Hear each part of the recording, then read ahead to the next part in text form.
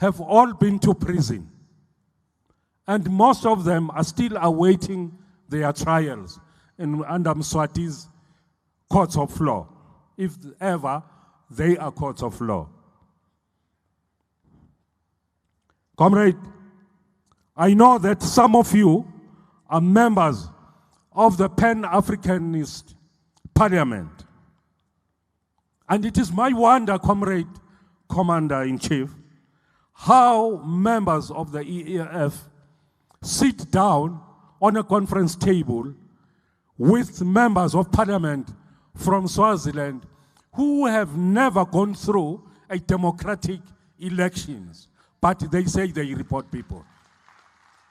I call on the EFF here, comrades, never to associate with people who do not represent the people in Parliament.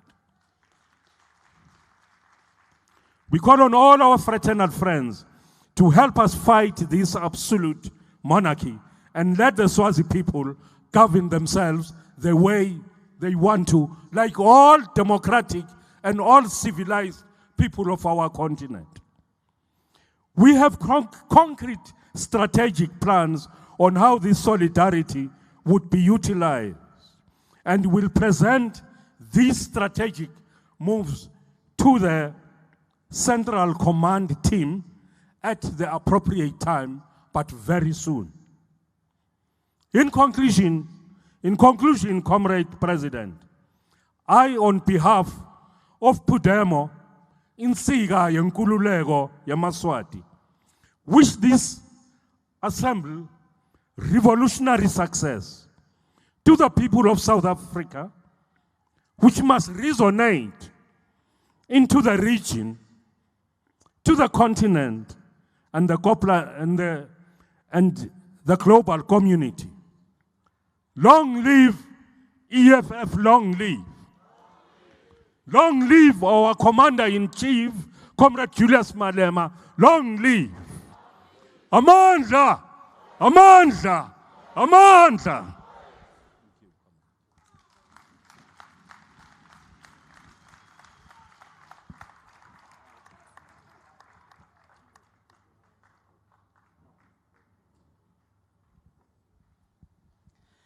Fighters, you will now understand why the EFF is advocating for open borders. This is partly one of the reasons why we must have our freedom in Africa. Pudemo is the strongest radical left movement in Eswatini. Thank you very much, Comrade Maria Masuku.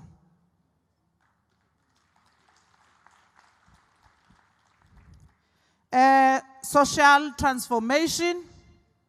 Rapporteur, please come close. Fighters, I must indicate, all commissions were directed to also deal with the constitutional amendments. They will be dealt later separately from the commission's items. So the item on constitutional amendment, and it was indicated on our program, which was supposed to have been dealt with yesterday, will be dealt with after the reporting of all commissions. Do we understand each other, fighters? You deal with your topical issue, we will then deal with the amendment of the Constitution later. Social transformation.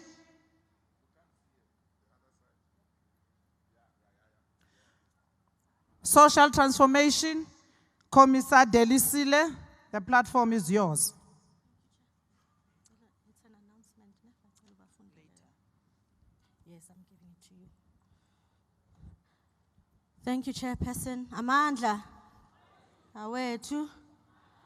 I will be reporting on the Commission of Social Transformation, what the Commission has done. It says here, the Second National People's Assembly Draft Resolution on Social Transformation. The EFF Second NPA Commission on Social Transformation reaffirms the commitment to radically transform society as encapsulated in the founding manifesto of the economic freedom fighters, acknowledges that the past 2 decades of political freedom in South Africa have not resolved the chronic problems of social disintegration as a result of centuries of colonialism and decades of apartheid. The Commission further notes the discussion document circulated prior to the Second People's Assembly. On sports and recreation, we note that since the advent of democracy, sports and recreation in South Africa has not had any significant improvements. The socio-economic and material conditions have not changed, especially for Black females and youth within the space of sports and recreation. Inequality is still very prevalent. Female sports continue to not have the same benefits enjoyed by their male counterparts. Sports infrastructure facilities are still enjoyed by the privileged minority. Black communities in townships and rural areas do not have access to sports facilities and equipment found in private and white schools in their areas. There is an unequal distribution in resources within the so-called white and Black sports. This has an adverse impact on the economic growth of the Black community and its participation in sports and recreation. Therefore, the Commission recommends that the second NPA must resolve equality within the different sport codes must be enforced. Women in sports should be treated equally to their male counterparts. The gap in their salaries should be bridged. And companies who are giving sponsors to men and male teams should also be encouraged to give same sponsors to female teams. The Department of Sports and Recreation must strengthen with capacity and financial resources, including its respective bodies, to ensure a continued existence of sports and recreation in townships and rural areas across South Africa. The state must ensure that schools, particularly in townships and rural areas, have the necessary facilities, equipment, kit, and training so that mass participation is guaranteed at a grassroots level. Furthermore, there must be deliberate prioritization of rural areas in the creation of sports facilities in rural areas across South Africa. All communities, particularly those in rural areas, must be fitted with sporting facilities and equipment so that members of the community are easily able to engage in physical activity without having to travel or spend money. The government must encourage and instill a culture of reading among young people in the community by establishing libraries in townships and rural areas, particularly books with African literature and content. The government must provide security for public sporting and recreation facilities to ensure that reduction of crime and vandalism of the community's facilities. Resources and infrastructures must be specifically allocated to female sports teams. There must be a thorough investigation into why private businesses only sponsor certain sporting codes and teams as opposed to teams that have women in South Africa. Furthermore, private sponsors must be encouraged to sponsor other sportings and not discriminate sport codes that are not popular amongst whites, such as rugby. The government must consider and encourage the establishment of a national pensioners sports team that will actively compete in national and international championships so as to encourage the elderly people of our community to be active and proactive in the participation of sports and recreation. On arts and culture, it is worth noting that South Africa's government has failed to expressively transform arts and culture sector. The most obvious example of South Africa's failure to transform arts and culture in our country is the symbols, monuments, and what and how we remember them.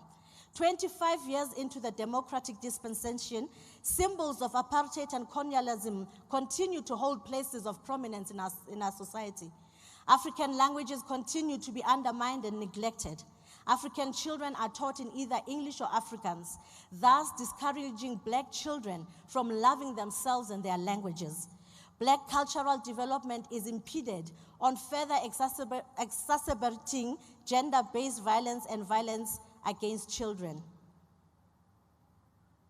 We further recommend that the government must discourage the airing of television shows that promote violence against women and children, substance abuse, and explicit sexual content that may damn the physical effects on our youth. On gender struggles, it is worth noting that the struggle for the emancipation of women and the gender non-conforming is one that cannot be divorced from the struggle of Black people as the marginalized collective. Women in South Africa, particularly Black women, have suffered a great deal during apartheid. The distinction to separate the struggle of Black women from that of other women is intentional. Black women are not only encountered by the struggle of liberation as women, but also as Black people. When one interrogates the oppression and repression of women in South Africa and the world, moreover, it becomes clear that what has it been assailed as a personal problem is in fact a social and political one. There are strong parallels between the liberation of women and the Black power struggle, being oppressed by similar psychological, economic dynamics, and the deplorable conditions of our people. It is thus necessary to go to the root of the problem rather than to become the problem. Black women face announced and multi-sectional and intersectional struggle, from that of sanitary towels to that of safety, right up to that of being afforded a platform to be leaders. The NPA has resolved the following. The Commission has resolved the following. The EFF will strive to release women's liberation through a variety of interventions, from education against patriarchy and sexism to legislation and close monitoring of the implementation of the same, in order to realize women's empowerment in society, the family, and the workplace. It is therefore important for the EFF to work on the family unit, to create love, support in the units of the family in Black communities. 50% of women representation in all spheres, representing economic benefit, political participation, managerial and leadership responsibilities. Compulsory gender education and training for all at school, work, within the family, the church, in the legislative, executive, as well as civil society. Strengthening of education of men on patriarchy, sexism, and misogyny. The EFF government will introduce a special inspectorate in the Department of Labor to monitor, report on, and enforce gender parity and equality in the workplace. The EFF government will introduce a whistleblowing mechanism for reporting all instances of sexual harassment, jobs for sex and gender-based violence in the workplace. On social transformation, it is worth noting that majority of South Africans continue to live in absolute mass poverty, landless, jobless, and homeless. For majority of children born in these families, there is no productive future for them or opportunity to participate in any meaningful way in the economy, to share in the wealth of the country. The reality is that poverty is worsening under the post-1994 government, and this is because, in addition to empowerment of few Blacks aspirant capitalists, government actively go out of its way to protect the interests of white monopoly capital. For millions, the situation is getting desperate as they sink deeper into poverty with no hope in sight.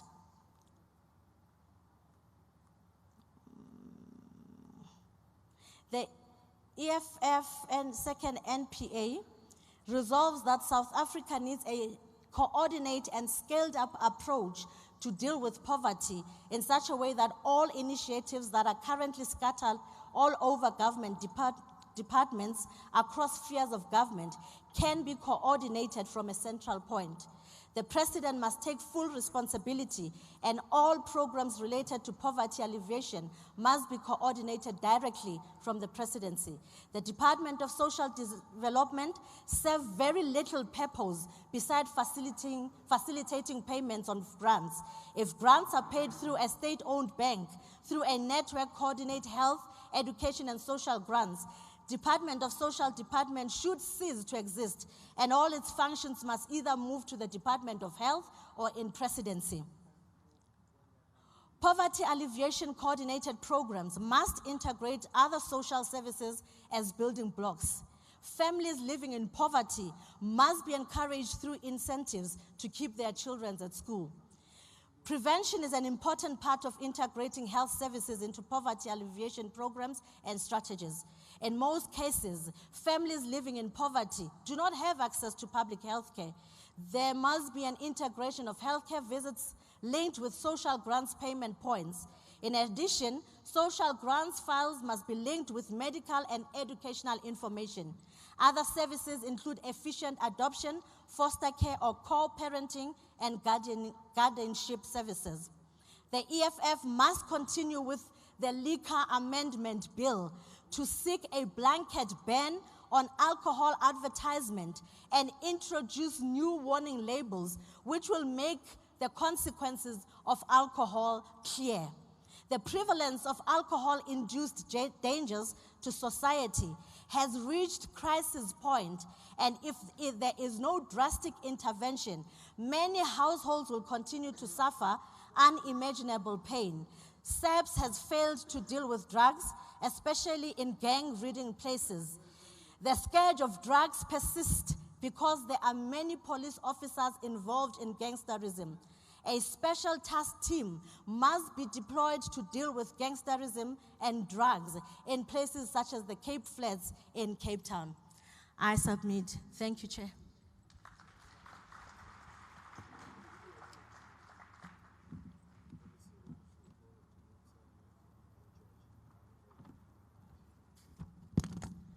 Thank you, Commissar Delisile.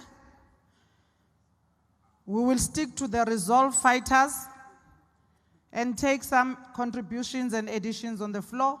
We are not discussing the commission here. We must deal with the inputs on the resolve.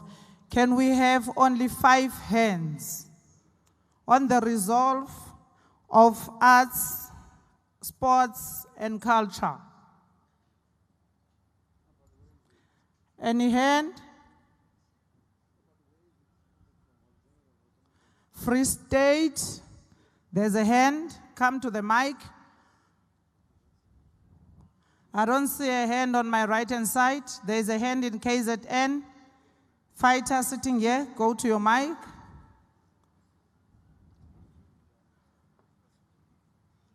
It looks like those are the 2 hands. Let's start Free State.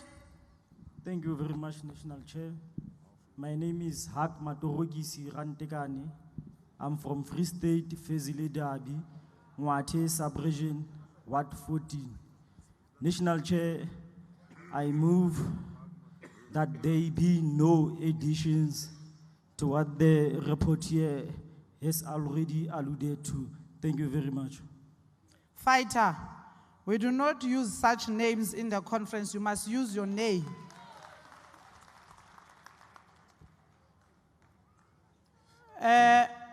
Contribution KZN Fighter. Bingelele, igama lami ngisibongiseni kwakaJaca, ngiqhamuka KZN, kwi-region uMzinyathi, ku-Ward 7, umvoti. I'm a secretary of the BECT. Bengicela ukuba ne-input kwi-sports and facilities. It looks like it's not catered people with disability.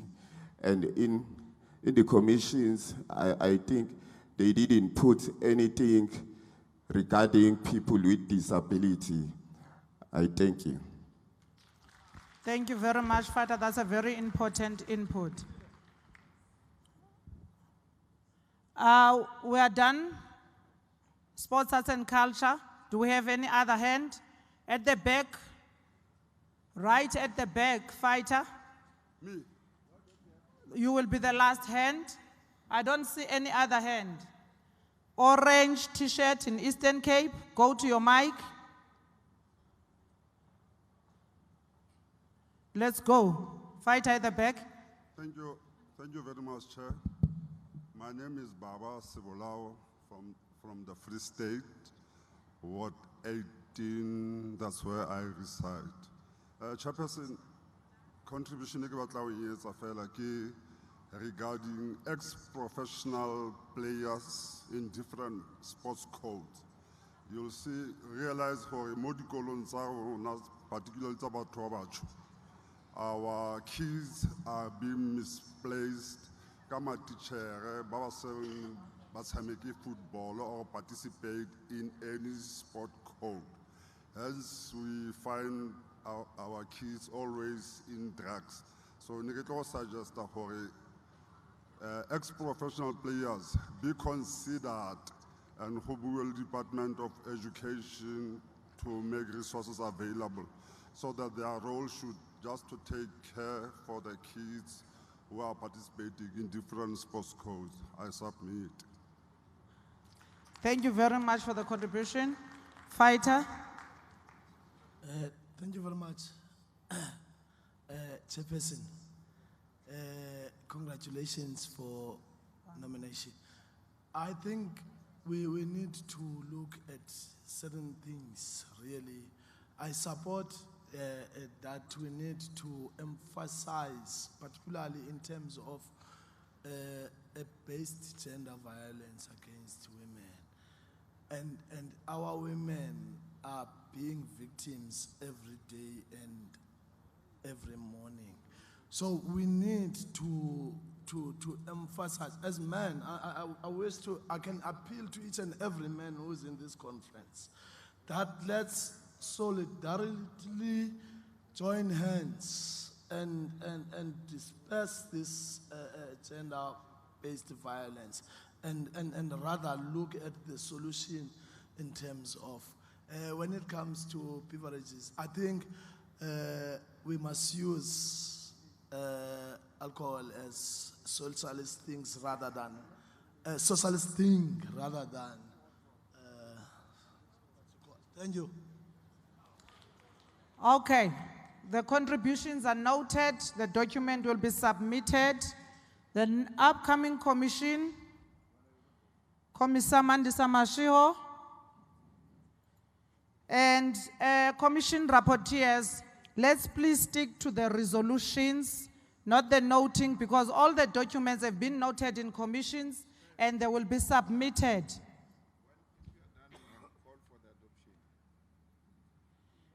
Commissar Mandisa Mashiho, are you ready? Now can we adopt the resolutions of social transformation? Any mover? There's a hand here in Limpopo. Mover for adoption.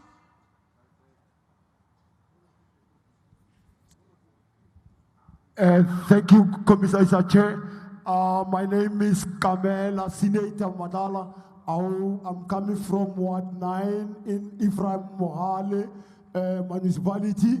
I'm going to move for the adoption of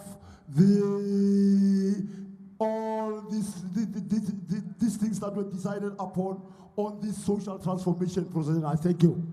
Thank you, Fider. Can we get the seconder to the mover?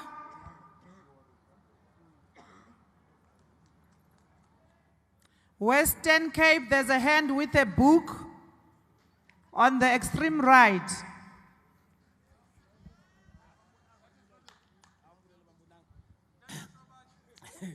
Thanks, Commissar. My name is Tolela Mape from Western Cape, Cape Metro. I second the adoption. Thank you very much. Social transformation is adopted. Commissar Mandisa Mashiho. on media and the battle of ideas. That was chaired by Dr. Mbiseni Ndlozi. Over to you. Thank you very much. The scribe was Commissar Snao. We'll start with the constitutional, sorry, I just need to adjust the mic, thank you. We'll start with the constitutional, or rather organizational redesign. Not constitutional, apologies, I withdraw that. On organizational redesign, these are the resolutions. We had 4, we subdivided them between 2 sections. The first one was corrections on the proposed amendments. The first one is the Commission resolved that certain sections of the Constitution be rearranged. This is to make the constitution of the organization coherent and also for ease of reference. The second correction was that the Commission resolved that Section 2 of the organization refers to definitions of structures, organs, and representatives of the organization. The third one was a resolution that the section that refers to the EFF headquarters be moved to Section 4 in the Constitution, so those are just formatting resolutions. The last one was that the section that refers to logos and colors be moved to Section 5 of the Constitution. And that's the last of the corrections. The next one, under organizational redesign, we resolved, or rather had 12 resolutions on constitutional amendments. The first one, we resolved that the increase, or rather we adopted the increase of the membership of the Central Command Team to 40, which is an obvious fact now. Number 2, the second resolution was that the Commission adopted that Section 10 of the Constitution, which refers to the membership of the EFF, make provision for fellow Africans and also Africans in the diaspora. So Africans in Africa and Africans in the diaspora must have rights of membership to the EFF. And then the Commission also agreed, or rather, agreed to the proposal that further additions in Section 11 of the Constitution, which refers to the rights of members, or rather there was a proposal already in the amendments that we agreed to. The next one was that the organization must have the right to deny membership, including membership renewal, not just new membership applications, and that this rejection or denial for the right to have membership must be done in accordance with prohibited behavior as outlined in the Code of Conduct, and of course not in the spirit of gatekeeping. The next one was that the Commission resolved that Section 15 of the Constitution, which refers to the EFF structures and organs, make provisions with regards to the following. 1, a midterm assembly must sit 2.5 years into the term of office of the Central Command Team. This is to assess the state of the Central Command Team and the organization in general, and that the Commission also further resolved that such a sitting does not hold the same status as a National People's Assembly, just to differentiate the two. The next one was that the Commission agreed on the resolution that sub-regional coordinating structures be established, and that the sub-regional command team is subject to appointment and will not be established as a constitutional structure. And then following that, the Commission resolved that in relation to Section 24, which talks to provincial command teams, that provincial command teams must remain in their current state of composition in terms of, in relation to the fact that provincial command teams comprise 21 members, which includes 5 officials. Following that, we resolved that the provincial command teams must hold provincial general assemblies to assess the state of the provincial command team and the organization general in every province, and that the provincial general assembly must not have, or rather will not have, the same status as a provincial people's assembly, in keeping with the resolution, same resolution in relation to the central command team that we've just passed. The next one is that the Commission adopted the proposed, or rather accepted the proposed addition of a substantive definition of sexual harassment of the Code of Conduct. The Commission further reflected on the powers of the Governance Task Unit in relation to its powers, in terms of its governance oversight and authority over public representatives, and in the governance space of the EFF. Lastly, the Commission advises that plenary discuss guidelines that the governance that would guide the GTU, which is the governance task units at a national, provincial, and regional level, in relation to it taking action, or rather disciplinary steps against unrepentant misconduct in the governance space. This refers to disciplinary procedures for provinces, or rather for provincial heads of GTU, disciplinary procedures that they would be able to follow in the instance where they need to deal with unrepentant misconduct. We also had in the Commission one rejected amendment that was in the draft document, and this was the proposal to give the War Council powers to remove and replace provincial secretaries. Those were the last on the organizational renewal.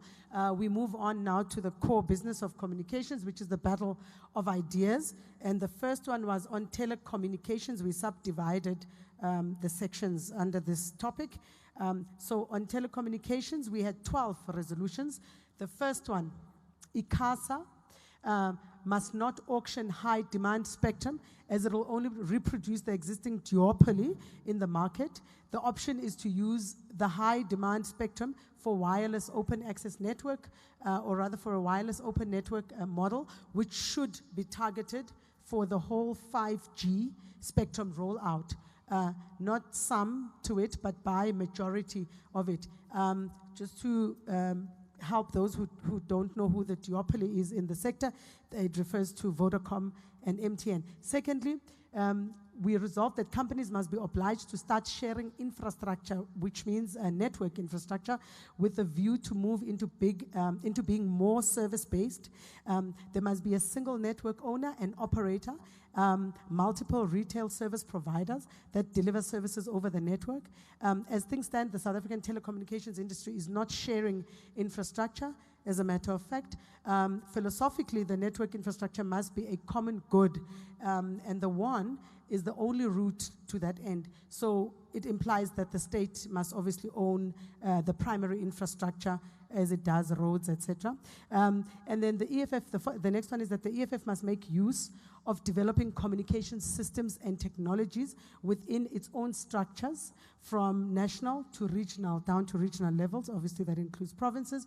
The next one is that the EFF must research black innovation, which means must focus on black innovations within the telecommunications sector and procure such innovations or inventions to promote black-controlled and inward industrialization and also SMME development, naturally.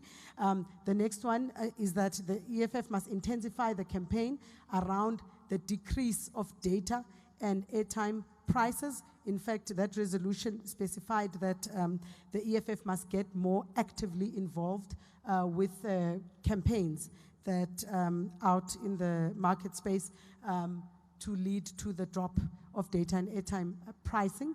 The next one is that the EFF must design, or rather must begin to promote the use of smaller telecommunications or service providers, or rather telecommunications companies or service providers, in order to collapse the duopoly of Vodacom and MTN. And then the next one is that the EFF must make proposals as to which social media sites and search engines must be free of charge in order to encourage social development, and of course in the interest of access to information. The next one is that the EFF must champion the expansion of bandwidth in the country. I'm not sure if that should have said spectrum, but nonetheless, it says bandwidth here. The next one says that smaller service providers and telecommunications companies tend to have weaker service and do not account, or rather do not account for the loss of airtime, data, and other services they provide. The next point is that as much as we obviously should promote the use of these smaller service providers, we must also promote adequate capacity, their adequate capacity rather, so that they're able to operate and compete on an equal level in the market space.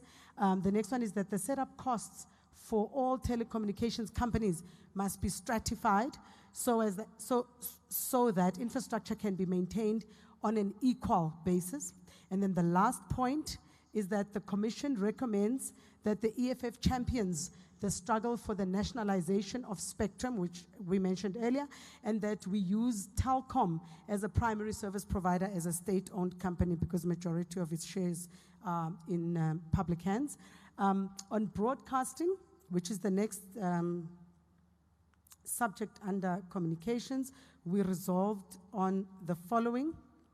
Number one, that the South African Broadcasting Corporation must be the broadcaster of the African continent in terms of stories, music, film, and news. It must center the content from a continental point of view, culturally, to promote integration within the African continent. Secondly, there must be the immediate removal of Section 60, subsection 3, which is within the Broadcasting Act. It must carry a requirement altogether. It must carry, the must carry requirement altogether from the Electronic Communications Act. The amendment of the Electronic Communications Act in a way that allows the SABC, let me start that again. The way it's been written is confusing me. Let me just restart it, apologies. So it must carry a requirement that from the Electronic Communications Act, an amendment of the Electronic Communications Act, it must carry a requirement that says that the SABC must be allowed to freely negotiate, yes, transmission consent agreements on commercial terms with other players in South Africa and internationally, and also that the SABC obviously would be able to get more revenue opportunities from that amendment. And then the bidding process for subsidiary rights should be open and transparent, and should specify that the process of determining the subsidiary rights must be fair, including setting a criteria on which fairness should be judged or would be judged, and that regulations should cater for instances when pay TV does not intend to broadcast an event or the event or be part of it, that it should be required that the rights be offered to the public broadcaster without commercial agreements, which means for free. And then the next proposal is that ICASA, apologies, I need to scroll up, is that ICASA must exempt the SABC as a result of the earlier resolution, is that ICASA must therefore exempt the South African Broadcasting Corporation and or amend the DTT regulations to remove the stipulation that compels the SABC to use Centec's DTT platform for 86% of its digital broadcasting coverage. Centec must be given exactly a year to improve its technology or allow the SABC, which is bigger and much more crucial to the country's communications, to move on, despite the fact that Centec is also a state entity. The next one says that ICASA must make provisions which state that the SABC must go through a bureaucratic licensing process before launching new digital broadcasting channels. For example, sports, education, a sports channel, an education channel, a health channel, etc. Must be removed. This is because the SABC's competitors, such as eMedia, who have free-to-air licenses and multi-choice, have no such requirements, therefore constraining the SABC's competitive advantage. Following that, we then resolved that government must regulate the payment of TV licenses by DSTV. The next one is that the payment of TV licenses must be integrated into the DSTV subscription, into the existing DSTV subscription fee. Our next topic, or rather subdivision under Battle of Ideas, is on out-of-home advertising.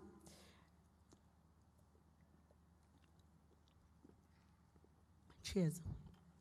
We resolved that we should initiate an open campaign for transformation in this space, which is directly linked to land. Government must pass regulations. Government must pass regulations to ensure that 80% of their OHH budget, which is an acronym for the out-of-home heading, budget is spent on black-owned, is it OOH, not OHH, apologies. And that municipalities and metros must be forced to use leasing agreements to prioritize black-owned OOH. We also resolved that to initiate a neutral annual conference, or rather to initiate a neutral annual conference in which media buyers, particularly big business, or rather corporations, can meet with OOH owners to secure spaces in explicitly black-owned OOH. There must be regulation, which is the last resolution on this one. There must be a regulation on how advertising space is provided to corporations, particularly those that promote alcohol consumption and wasteful consumerism. That's the last of that. And then on internal communications of the EFF, we resolved on the following.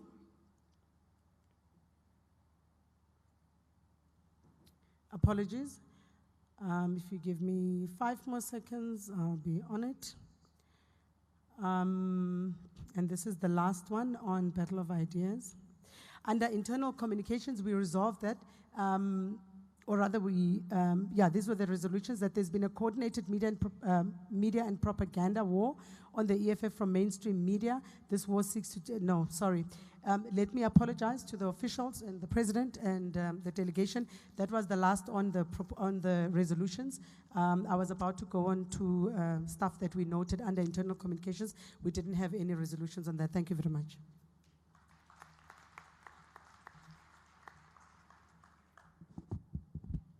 Thank you very much, Commissioner Mandisa Mashiho.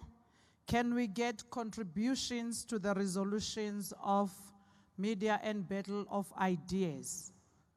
Fighters, earlier on we indicated that the constitutional amendments as well as the organizational redesign will be dealt with later after the resolves of the topical issues of each commission. We're therefore not going to be contributing and commenting on the organizational redesign and the constitution. Can we deal with the matters of media and the battle of ideas? Can I get hands?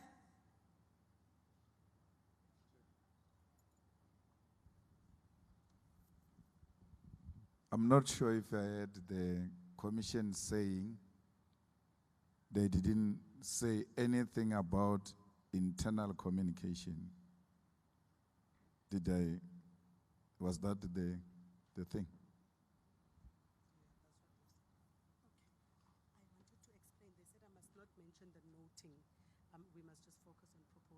No, resolutions on internal communication. Was there something like that? Resolutions, we noted stuff. Should I go through that stuff that we noted? Oh, thank you, Commander-in-Chief. We did not specify resolutions on internal communications.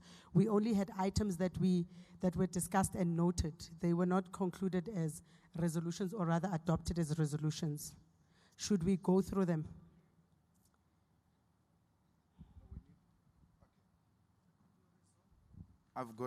I'm battling. I want to know what is the resolution on internal communication. Is there a resolution on internal communication? Because if there's no resolution on internal communication, the Commission on Communication must go back and go and discuss internal communication. We need We need resolutions on how are we going to communicate internally.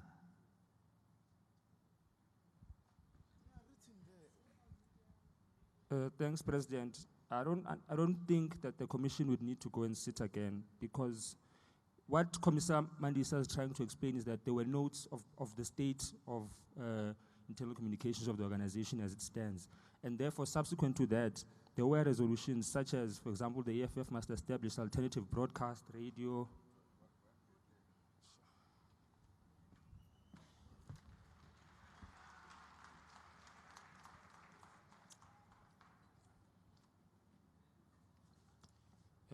Thank you, President. On internal communications, the Commission resolves that the EFF must establish alternative broadcast, radio, and print media to guard against the negative characterization of socialist ideals and the left in general. The Commission resolves that while we promote media freedom and accountability, media entities must self-regulate and isolate those who conduct themselves in a manner that resembles a descent into the political arena. The Commission resolves that this is directly linked to accountability that must be practiced in all sectors of society and even in the media sector. The Commission recommends that the organization maximizes profits from the use of all of its social media platforms, such as Facebook, YouTube, and Instagram. The Commission recommends that the EFF must develop a communications and media policy that will guide how members and structures interact with the media fraternity. The Commission resolves that there must be an integration of the communications department from a national to provincial, regional, and branch level to ensure that the organization is capacitated enough to be able to send any of its delegated political commissars that are delegated to media responsibilities to represent the organization and have faith in that. The Commission further resolves that the EFF head of communications must be full-time in office to ensure the functionality of the office of communications of the EFF. I don't know, President, if you want me to further note what we noted in the Commission in terms of the state of internal communications. And this refers to basically how the EFF has a larger following of males than females on social media platforms, but that's more of a diagnosis. Thank you.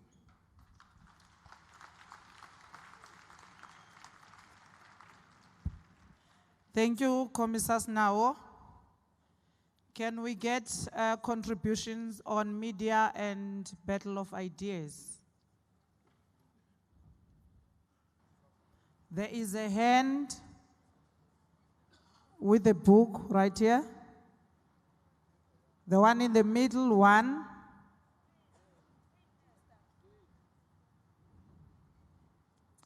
There's a hand right at the back.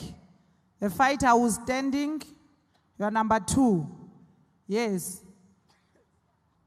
There's a hand with a white t-shirt under Eastern Cape banner. 3, and another fighter here, KZN, 4. The last hand is in Limpopo, 5. Let's go to the mic. The first hand. Yes, let's go, fighter.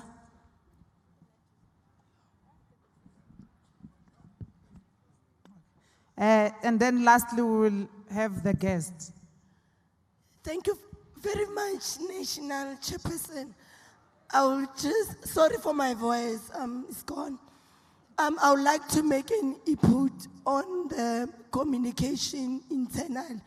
So we would contribute that if we can develop an app, an EFF communication app, where in your phone, you can just download the app and you just click it in, and then there is information there that will tell you about the media statements, the new elected leadership, everything that you need to know.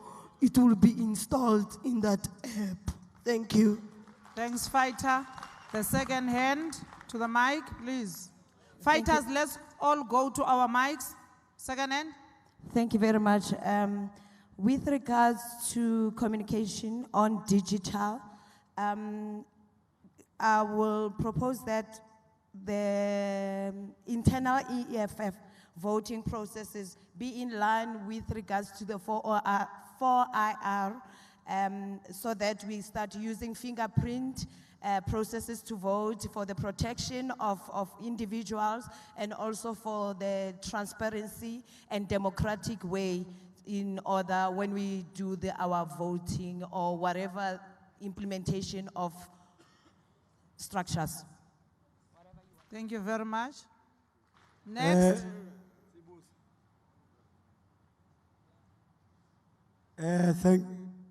Thank you, Chair.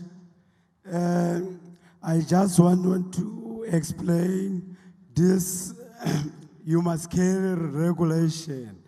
You must carry regulation. It simply means that anyone who transmits signal, SABC 1, 2, and 3, it must be for free. And then in this instance, multi-choice is transmitting signal. And then SABC 1, 2, 3 is not for free, which is what it was supposed to be for free.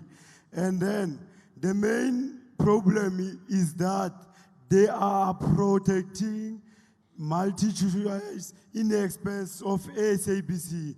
And then they do it how? They do it because when you are in SABC, you must pay TV licenses. And then in multi-choice, they don't give you that service for free. That means you must pay that 30 Rand subscription. Because when you ask them, why do we need to pay that 30 Rand subscription to get SABC 1, 2, and 3? They are saying that is because they are subsidizing the DSTV installation, and then the other thing, they are giving us this extra 11 channels. And then if we propose that SABC, this must carry regulation must be stripped out completely, and then we must receive SABC 1, 2, 3, SABC News for free. Thank you, Chair. Thank you. Eastern Cape and KZN. Thank you very much, National Chair. My name is Menzim Duma from Ward 14 in Nelson Mandela region in the Eastern Cape. I just want to have a contribution on the media and the battle of ideas. As a frequent listener of Umhlobo Wenene FM, particularly the show that is called Umkholo After Midnight, that program is a program that speaks about number of issues, socially and politically. What I have identified is that many people, particularly elderly, they don't actually understand the idea and the ideology together with the policies of the EFF. And what I've observed is that there are no fighters that contribute and counter every programs and people that speak evil about the EFF. So I would suggest that, how about if it is possible to identify fighters that will listen to that show? It's called Umkholo After Midnight.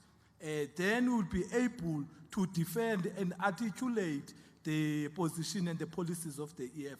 Because we are doing that very well when it comes to SAFM, and you'll find out only intellectuals that listen to SAFM. And in the Eastern Cape, the EFF does not enjoy majority of supporters and voters. So if we listen, we contribute in that show, and Umhlobo Wenene is, I think it is a leading radio station with 5.6 million listeners. So if we can focus on that, particularly on current shows like the one that I had mentioned, I think that one can actually assist the organization. Thank you very much. Thank you. KZN. Thank you, Chair. Since the EFF is advocating for one united Africa, I feel that in terms of telecommunication, the costs are high because I want EFF to advocate for a fund where all African states will contribute to have 100% own infrastructure for Africans. Because when you do a call to Nigeria or Egypt in South Africa, your call will be first routed to Europe and be connected to Egypt after. You're paying a link to Europe, whereas it's unnecessary if we had our infrastructure 100% owned by African states.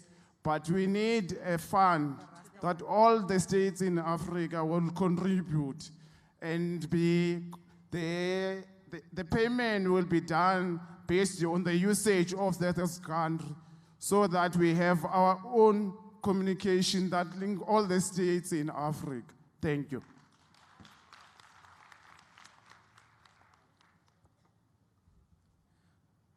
Thank you very much, Honorable Chair. My name is Patrick Joao. I'm a guest from Zimbabwe.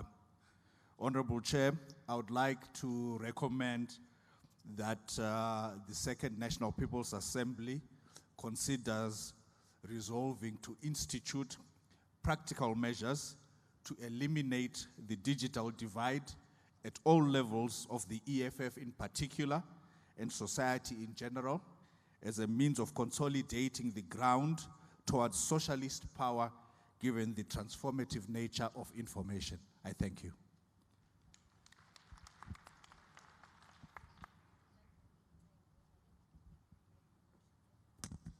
Thank you very much. Can we now adopt? Wait. Oh, sorry, fighter. The last one. All right, thank you. Limpopo, from Limpopo, Ifremogale Municipality, Ward 16, Subregion. My name is Jacob Mamekwa.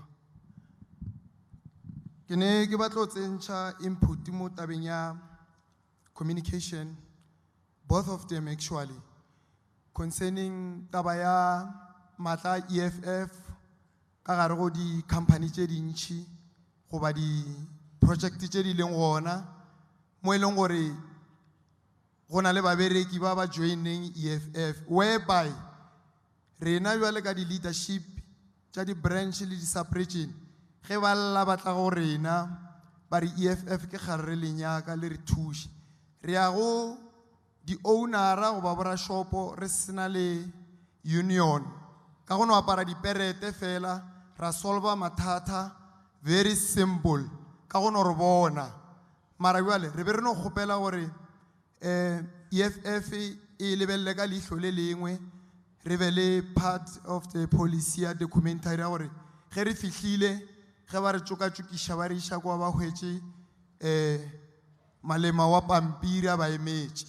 Jwale gona jwale concerning technology e šiana thata, ne ke kopa gore ba shebe taba ya education gore generation ya gona jwale ka re e rata EFF too much, ba re ge ba tsena mo di Facebook di YouTube ka ge ba šetše ba e boletše go be le political education e leng gore ge ba tlika mo go yona ba kry everything easily, e leng gore ba tla kgona go tseba gore why EFF than the other organizations.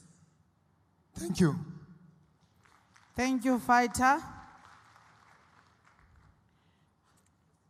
Can we now get a mover to adopt the resolutions of media and the battle of ideas? I don't see on my right. It's not Northwest white shirt. Yes, fighter, go to your mic. And on the extreme left, there's a hand, another white shirt, a female with a white shirt as well.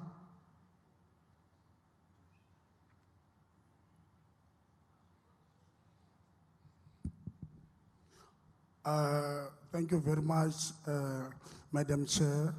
My name is Lucky Koza. Ward 8, Matlosana Sub-Region, Dr.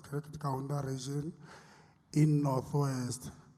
I stand to move to adopt the commission. Thank you very much. Thank you, fighter. Seconder. Dumelang sa ni bona ni optione hello nda. Lina la ka ke nna Tebatso Maibi ke tswa ko Bokone Bophirima ko ngaka modiri Molema ko motse moshate wa Mahikeng wa ga mma Mosetsanyana wa 30. Nna ke ikamaganya le sebui se ntse se bua gore ke kgokolosa jaaka ai buile ntle le tekatekwa sepe. Ke a leboga. Thank you, fighters. Media and Battle of Ideas adopted. Thank you very much. Next commission, Internal Relations, chaired by Commissar Hlengiwe Mkalipi, Rapporteur Commissar Thembi Msana. International Relations.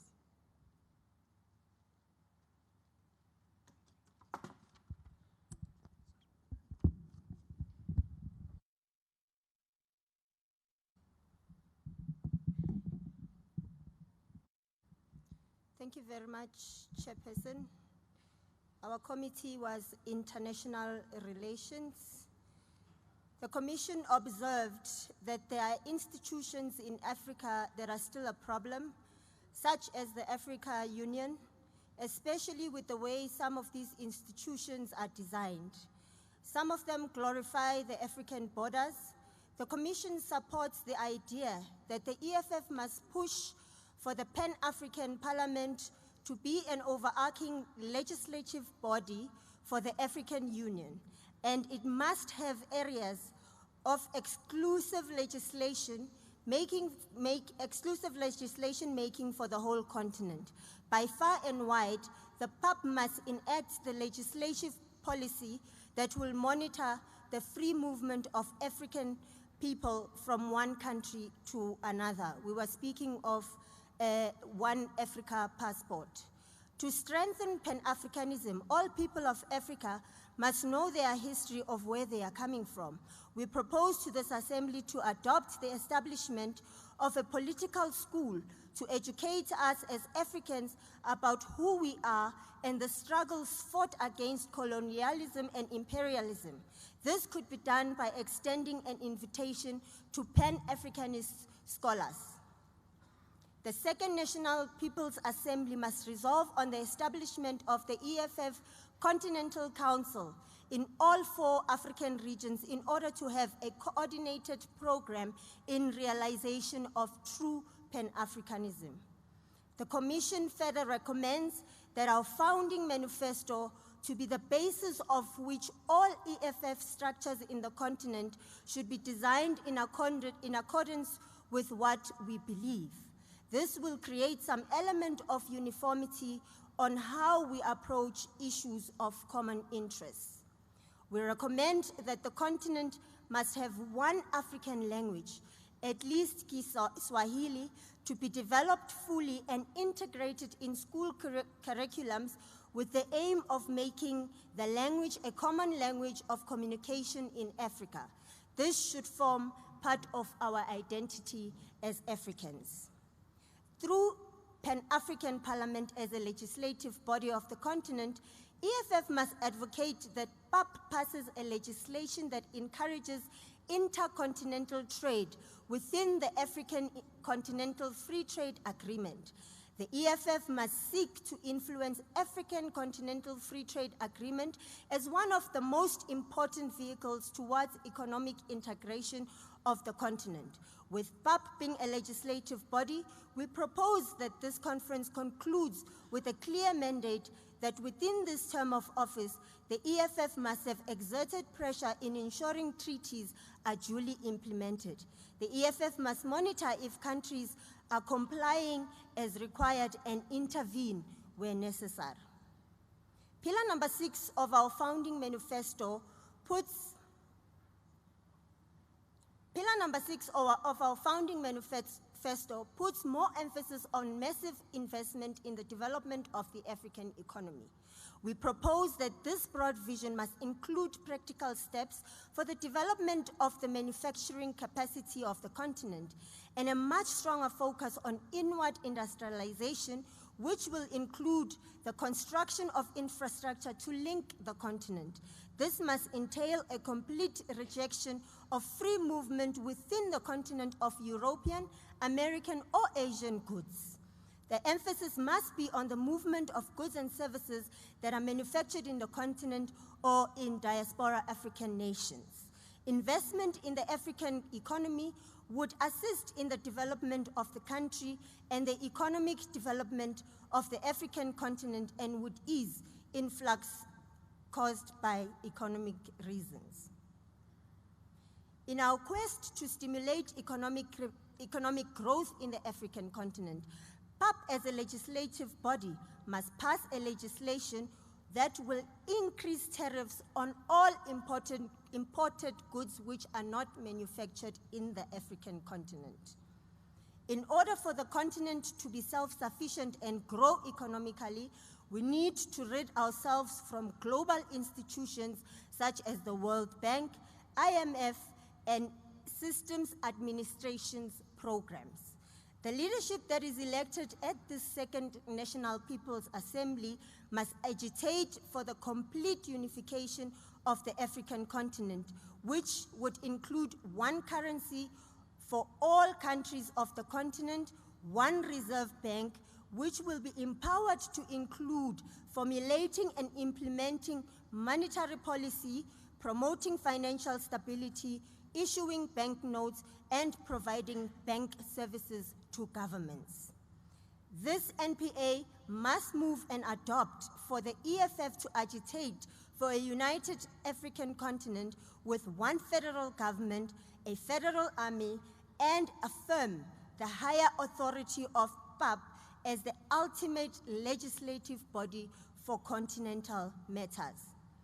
The EFF as a brand must play a leading role to ensure that the exclusive legislation making for the PAP must include continent-wide defense laws, intracontinental trade, and regulate continent-wide laws governing the movement of our people.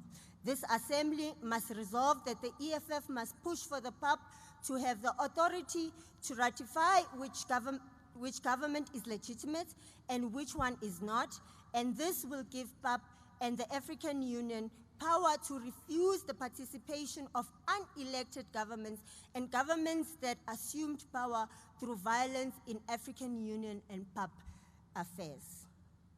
The EFF supports PAP to work with the Electoral Commission in the continent and be in a position to declare fraudulent elections null and void.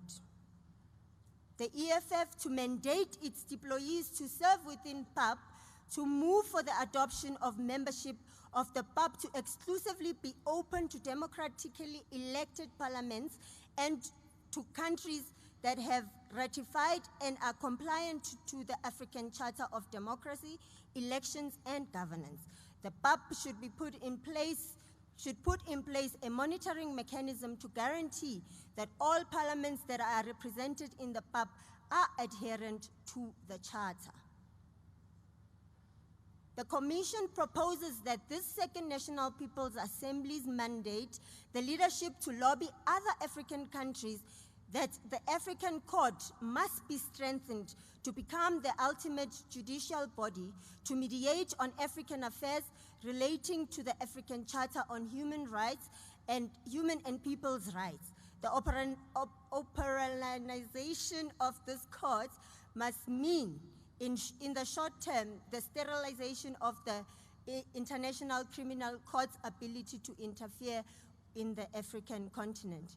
In ensuring the court becomes a legitimate African judicial institution, all member states of the African Union must be made to recognize the African Court and sign protocol to the African Charter on Human and People's Rights on the establishment of the African Court on Human and People's Rights. The decisions for the African Court must be binding on all countries and and defy the decision. Countries who defy the decision must be isolated. The EFF must advocate for all African member states to withdraw from the ICC.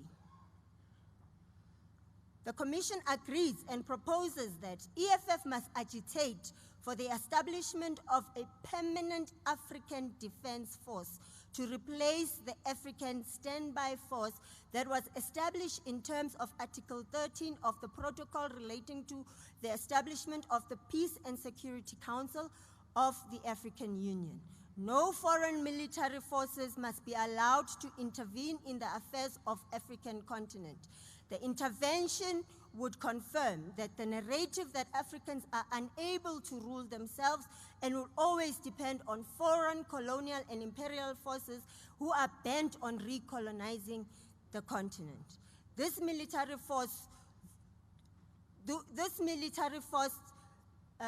The Commission must fully agree that this force must be deployed to defend the continent against outside interference of imperial forces to be deployed and remove undemocratic governments from power in the African continent. The conference must resolve for the expansion of the United Nations Security Council to ensure that it better represents all the nations of the world.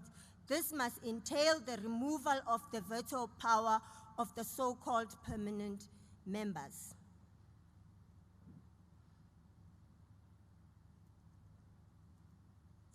Over and above these, the Commission urges the EFF and this NPA to commit to be in a position to provide leadership to the global left and support all progressive forces around the world working for socialism. The Commission further believes that underpinning this principle must be an acknowledgement that socialism will never work if it is still confined to the nation states, that the true impact of socialism will only be left in if its character is international.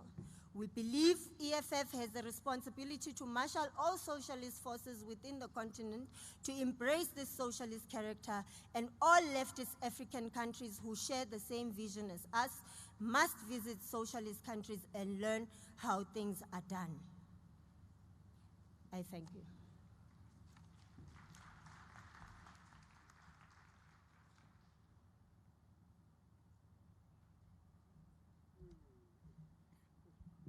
Thank you, Commissar Msane. We're now moving straight to contributions on international relations. Let me start on my right. KZN, is that KZN or Eastern Cape? The white shirt. Yes, you. To your mic. I don't see any hand in the Western Cape. On the guests, we don't have a hand. Okay, noted. We'll utilize this mic on the guests. We'll utilize this.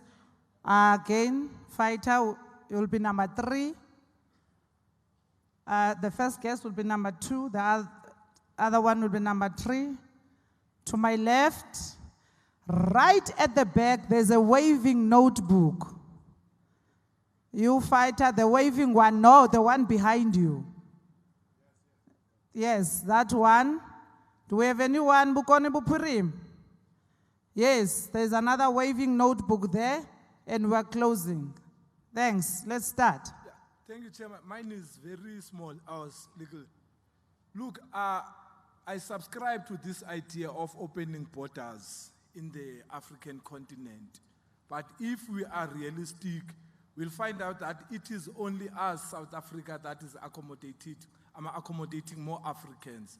So I would like to contribute that since the other African countries achieved their liberation long before South Africa achieved the so-called political freedom, how about we make it sure that African or our African brothers assist us, particularly as black people, when it comes to be able to do our own and start our own businesses. Because you'll find out that we as black South Africans, we are employed by our African brothers.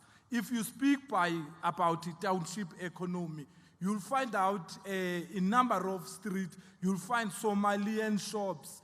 It's us who are buying, and that economy is them who are getting rich or making money out of us, whilst we do not have. So how about we say, when they come here or build relations with them, because Africans, our history tells us that South Africans were colonized. So it is them who will be able to assist us, because you'll find out that it is only the Africans who come to South Africa, who come here and make businesses, but we do not go to other African countries and make businesses there. Thank you very much.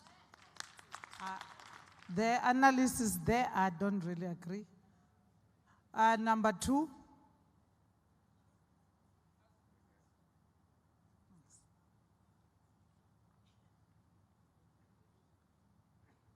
No, it's the guest. Number 2 is the guest. Number 3 is also the guest. No, I did not note you. Sit down, please, fighter. I did not note you. I noted hands that side. Thank you, Chair. We participated in the International Commission yesterday, and we noted few proposals, but I did not hear them from the reading. One proposal that we noted was that for all the EFF leaders around Africa to not call themselves CRC, but rather call themselves president, because we want to make sure that we have a single CRC in Africa. The second proposal we also noted in that commission was that we must have a recognized international body, for which we then propose the establishment of the EFF Council of Africa. And that the council will be hosted at the EFF headquartered in South Africa, but with 3 regional offices to monitor the progress of all the EFF countries and left-wing political institutions around Africa. We also noted, in order for this vision to die, we also noted that the EFF be considered a brand in Africa, that we all will subscribe to, that EFF will support other EFF institutions and left-wing political institutions that are going to elections for the purpose of having majority of the left-wing political activists going to parliament immediately after elections. I did not also hear that from the commission. We would like to know, because chairperson, we want to leave from here with a definite message. As I said yesterday in the commission, right now the media in Liberia is bouncing on my telephone asking as to which title I'm returning with in Liberia, because the deputy president mentions that we only have a single CRC in Africa. We want to know how are we returning to our respective country. Thank you. Thank you very much. That is a very important note. Thank you very much, Chair. We wish to sponsor a special resolution on Swaziland, which would be the isolation of Mswati's government in SADC and the PAP until Swaziland democratizes, which is in accordance with the SADC special guidelines on internal democracy and elections, which currently it violates with impunity. Comrade Chair, another one would be we support the solidarity campaigns of the Swazi forces. And then, of course, the last one would be this People's Assembly supports Pudemo's programs, which, of course, could be facilitated with the cooperation of the leadership for this term. Thank you very much. Thank you very much. Number 4 was at Bukoni Buperima. Thank you, National Chair. I have two short recommendations to the Commission. One is that the Commission must establish an EFF African Youth Command that is going to sit in those councils. An EFF Youth Command is paramount as the EFF is growing in Africa. Secondly, as one fighter have suggested that we create an app. So in that app, information that we must also include is the information around EFF Liberia, EFF Namibia, so that we know what is happening regarding EFF in Africa. Those are two short submissions. Thank you, Chair. Thank you. The last one was in, no, it was Gauteng. There was a book that was waving in Gauteng, which I noted.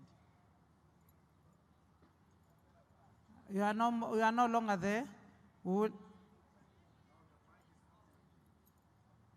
Can you go to the other mic? Thank you, National Chair. My contribution, National Chair, is that our contribution is that our EFF needs to emphasize the issue of educating our members on our approach on the African perspective. Because most of the time, when you open radios and Facebook, you get a person says, I'm a member of the EFF.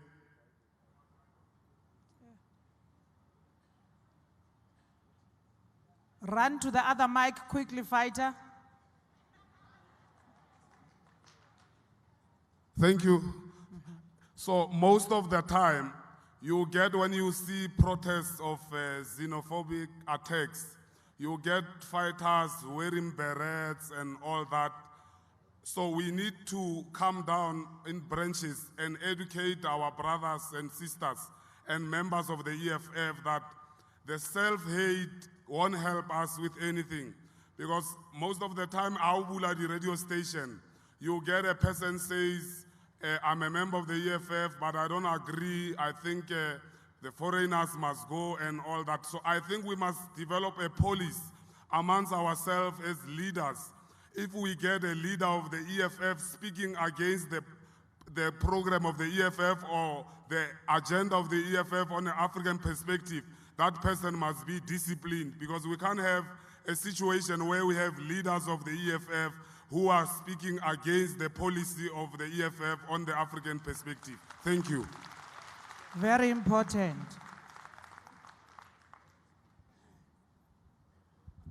Thank you very much, comrades.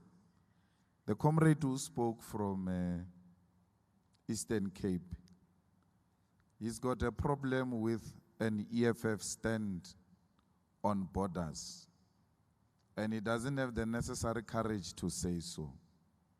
And this is the platform where you must speak openly so that we can educate each other.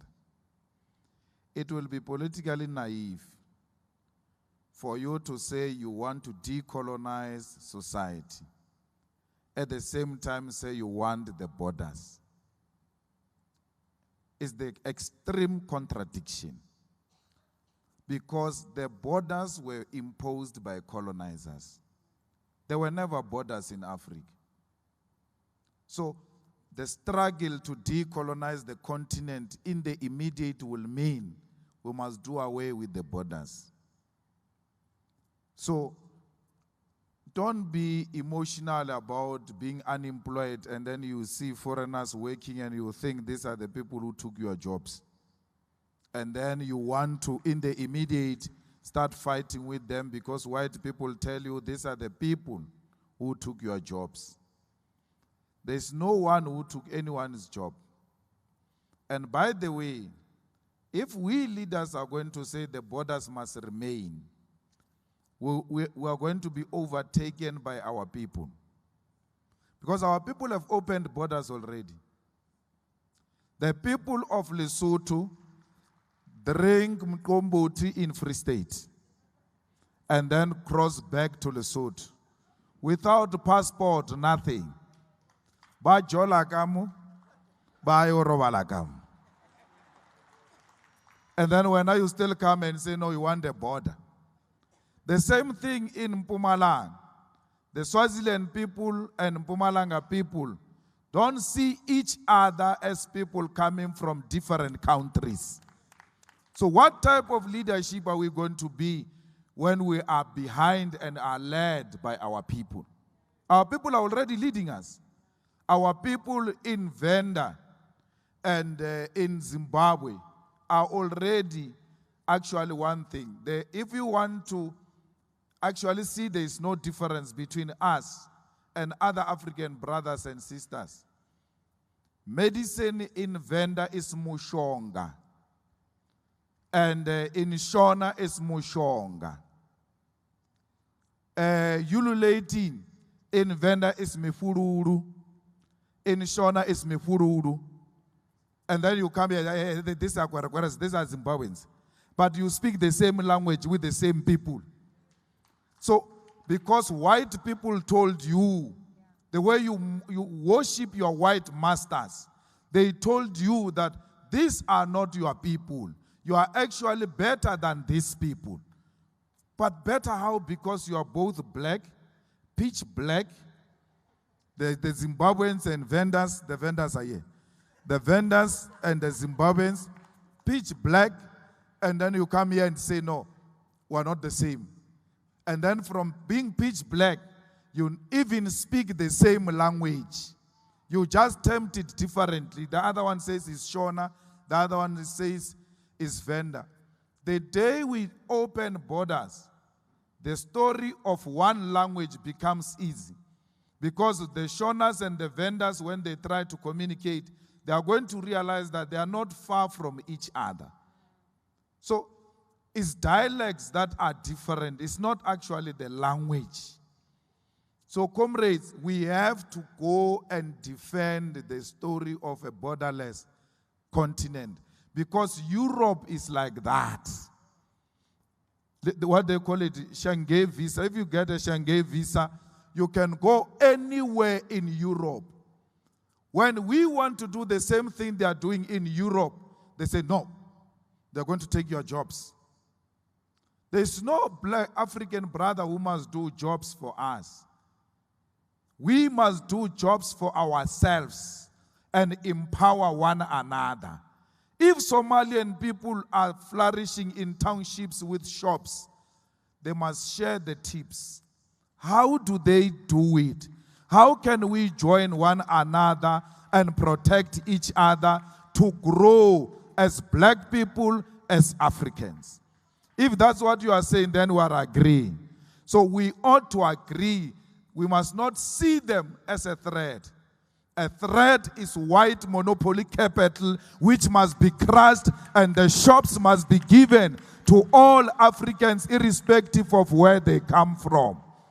An African brother and sister who's succeeding is not an enemy, especially in South Africa, especially in the continent, especially in the diaspora. We are one thing. We are all victims of the same enemy agents. They hate us because of the color of our skin. And it is important that we now unite as one and not put more emphasis on fence, imaginary borders. Yeah? They just put a fence here like this. And then we see each other through fence. There's not even a wall. And we hate each other so much because of a fence.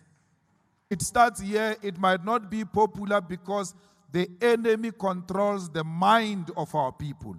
And our struggle for political education is to liberate the mind of our people, that Africans are not our enemies. The enemy is the one who came to put a border in between us. Let us remove the border and confront the enemy as one. The inputs by our brother here, is super.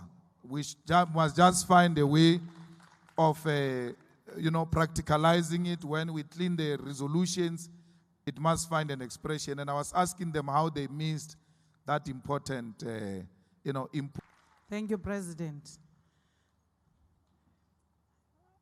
Okay, we are now going to move to the adoption.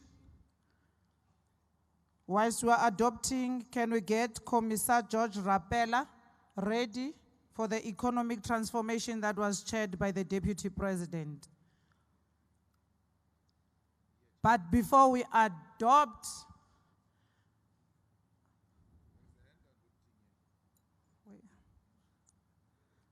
okay. Can we move for adoption? There we go. Chair, my name is Leboha Monaheng. I am from Waterberg region, Ward 10, Tabazimbi. I rise to move for the adoption of the commission with all progressive inputs that are made to it. Thank you very much. Thank you very much, Fighter. A seconder? Any seconder on my left? What is it? Can I see you, Limpopo? Yes.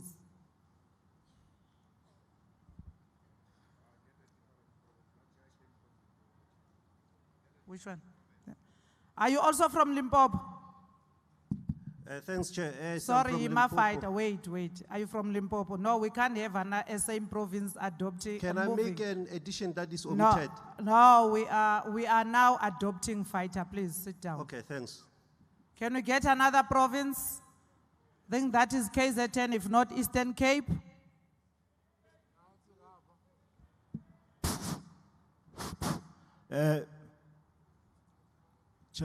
Chairperson, Free State. Free State, where are you? Here I am, Chairperson. Okay, let's go. Thank you very much, Chairperson. My name is Moro Simukatsani. I'm the Chairperson of Ward 18 Maluti Apofung in the Free State. I second the adoption of the commission. Thank you. Thank you very much. International Relations Commission report has been adopted. All the resolutions are adopted. We await the document to be submitted. Commissar George Rapella, Economic Transformation.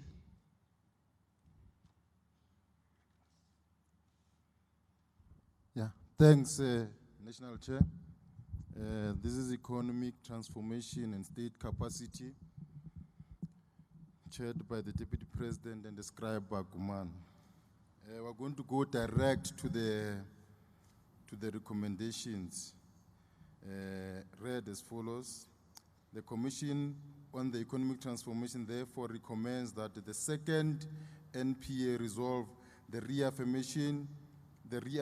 the EFF founding manifesto and the first NPA resolution as a primary political program and our strategic guide on the question of economic transformation and social revolution.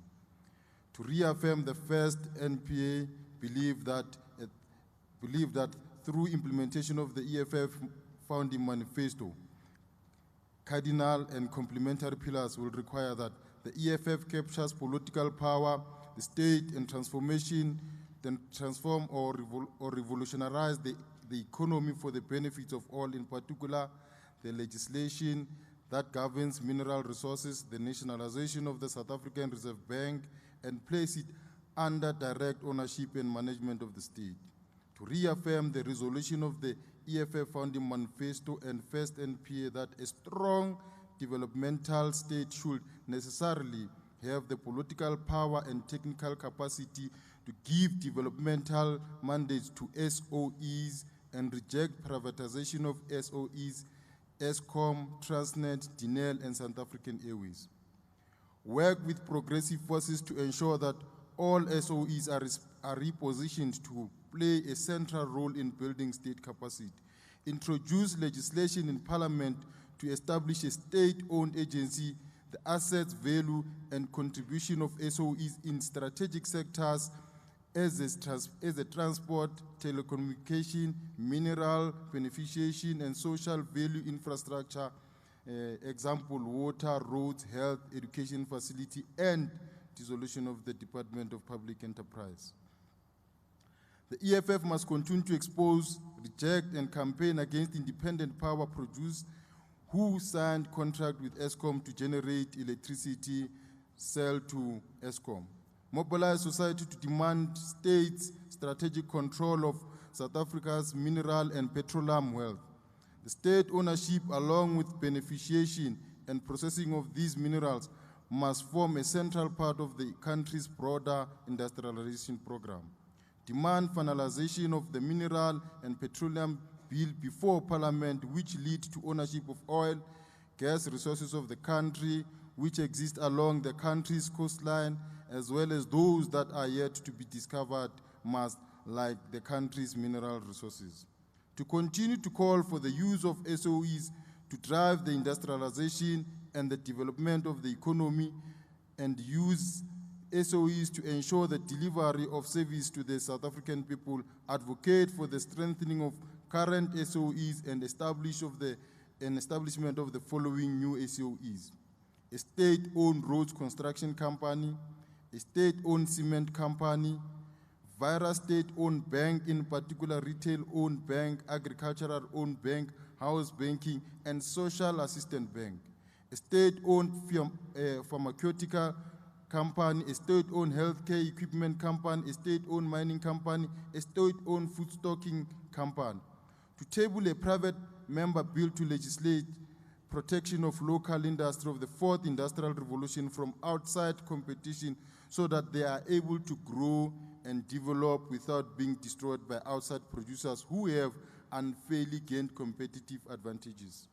To call on the South African Revenue Services, South African Reserve Bank, the Financial Intelligence Center should tighten up their capacity to maximally collect VAT and company income taxes from all e-commerce business that receive South African money. To launch a campaign for closure of all private ports of entry to South Africa, in particular, and public campaigns. Pioneer Foods is the largest company in food supply, i.e. bread, maize meal, flour, and cereals. This takeover is going to affect our food security, threatens job security of Pioneer Foods workers, our farming sector, in particular our attempt to transform the farming industry.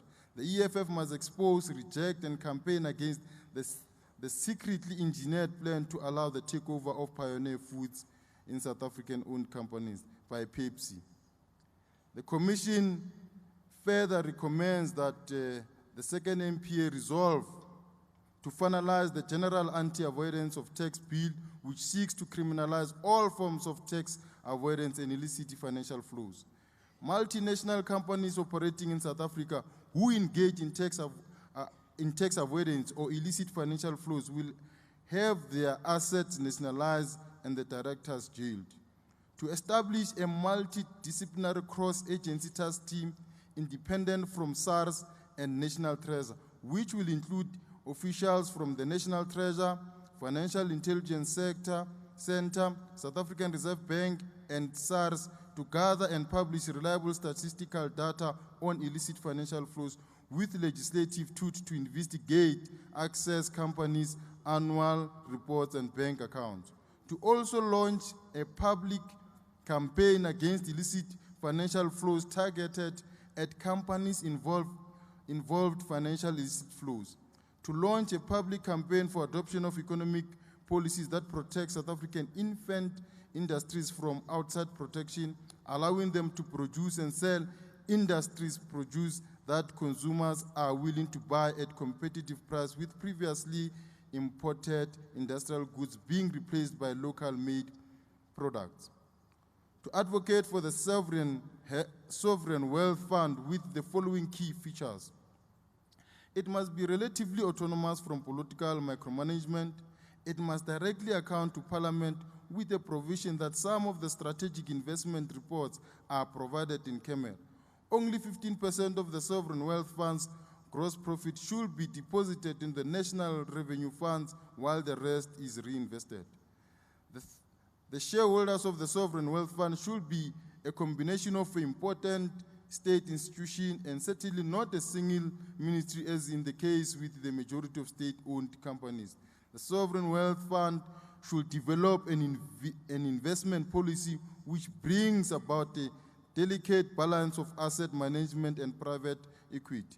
To call for the expansion of the South African Reserve Bank mandate to use monetary policy to boost employment and increase capital available in the economy.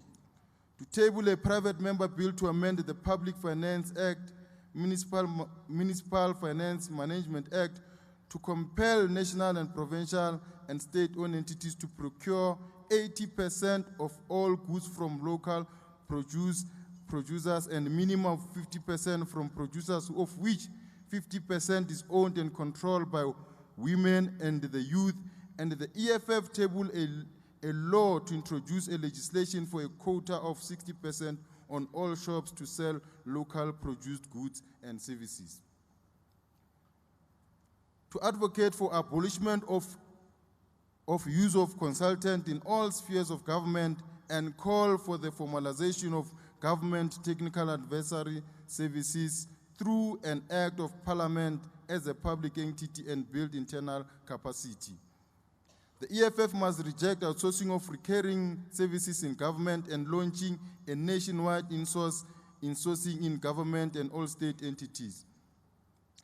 To advocate for an establishment of state-owned housing construction company and state-owned roads construction company and immediately abolish tenders for construction and maintenance services in government and SOEs to deliver large infrastructure projects. The EFF must continue to call for the increased spending in research and development with the objective to reach spending of 2.5% of the GDP by 2024, and the state should own shares in all state-funded inventions instead of receiving royalties, and should prioritize inventions that will improve delivery of water, health, education, and roads, services, and infrastructure. Thank you.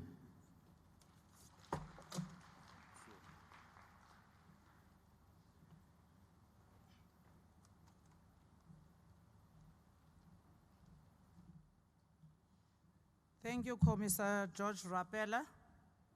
Can we now have contributions to the commission? The hand in the middle, right under the Northern Cape banner. You are number 1. I don't see a hand in Limpopo. At the back, Gauteng, right at the back, stand up. Yes, you are number 2. There's a red cap, stand up. You are waving a red cap. You are number 3.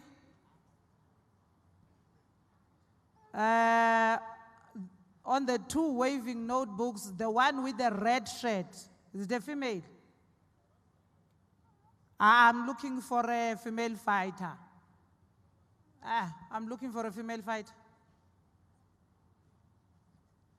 The waving notebook at the back, under Western Cape banner. Is that a female? No, I'm looking for female fighters. Do we have female fighters this side? Stand up.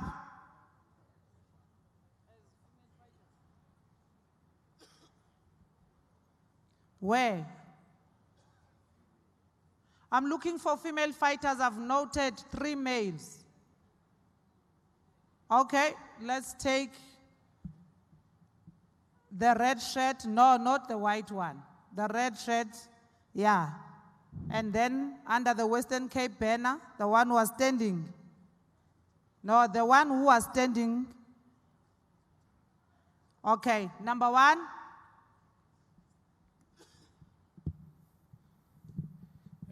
Thank you very much. Muthusi Montwedi is my name from the Northwest. I've got two proposals to the Commission.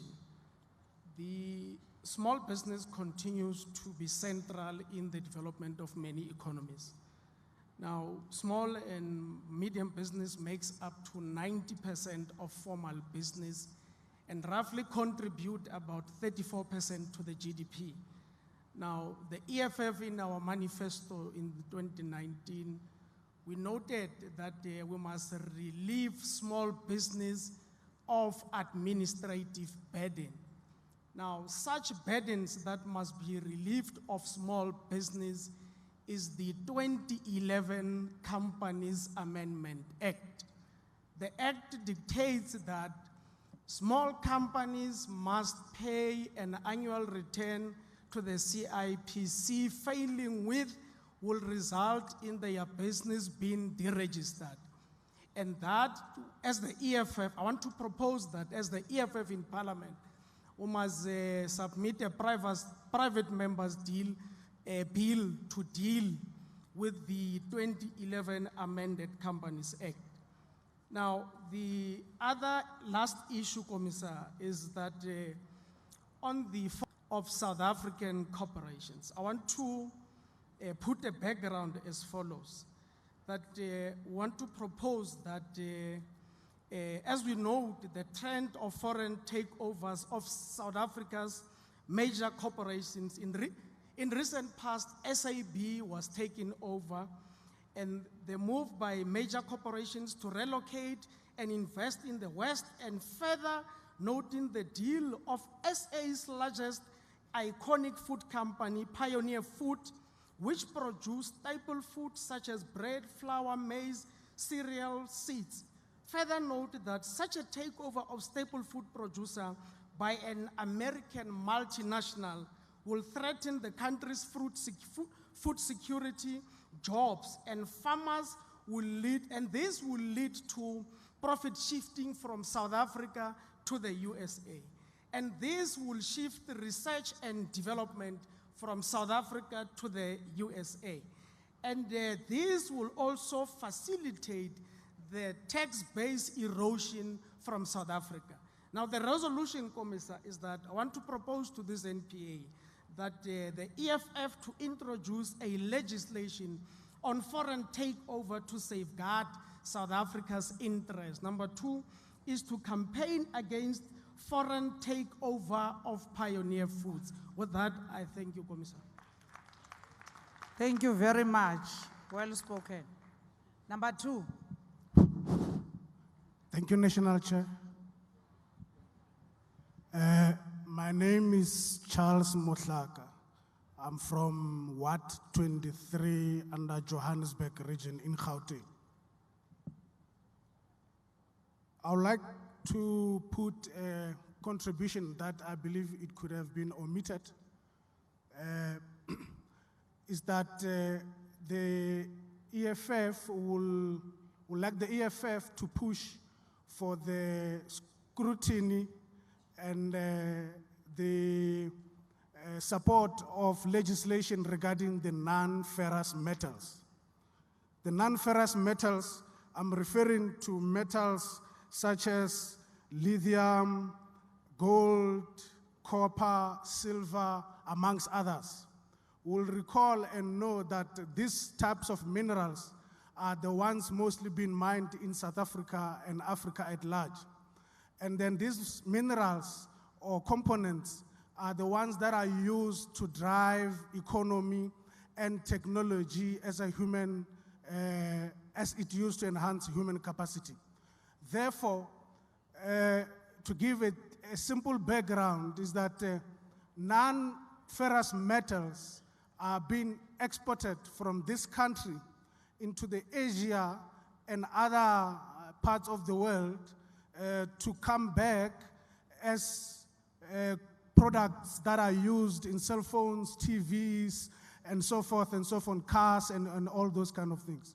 So if the EFF can tighten up this legislation of non-ferrous metals and also educate our communities that the stealing of such metals as copper, aluminium, and silver, and so forth, are contributing largely to these scrap metals, that the legislation is not so tight to take this type of material out of the country. So I would like to propose that may the EFF push this type of legislation from metros and in Parliament. I thank you, Chair. Thank you very much. Number 3.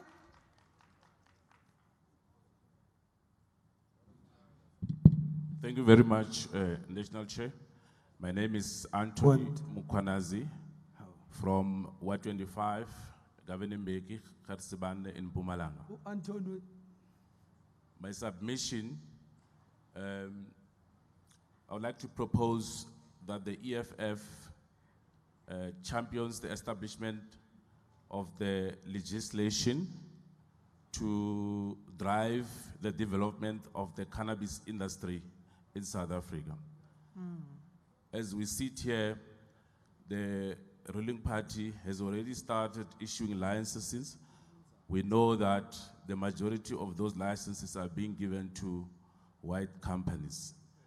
Yet, most of the products that will be derived from cannabis, particularly from IKS, which our people own.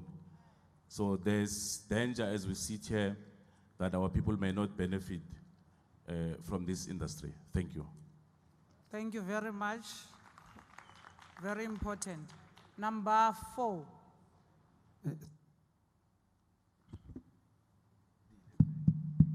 Sorry, Chair. Okay, my name is Godfrey. I'm from Mpumalanga Province at Dr. Pixliga Isaka Seme. No. Mpumalanga is sitting on my left. Number 4 is on my right.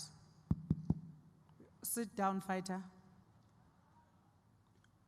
Number 4 is on my right. Thank you, Chair. My name is Siabulela Mqikela from Krisani, Emalahleni Municipality, Ward 5. Emalahleni or Ilahle is a mineral that we have in that municipality. Chair, I would love to make a very simple proposal here that if we are serious about economic freedom in our lifetime, we need to begin or to come up with projects that will actually assist the EFF to make money. Our third NPA chair should be fed by a couple of farms that should be owned by the EFF.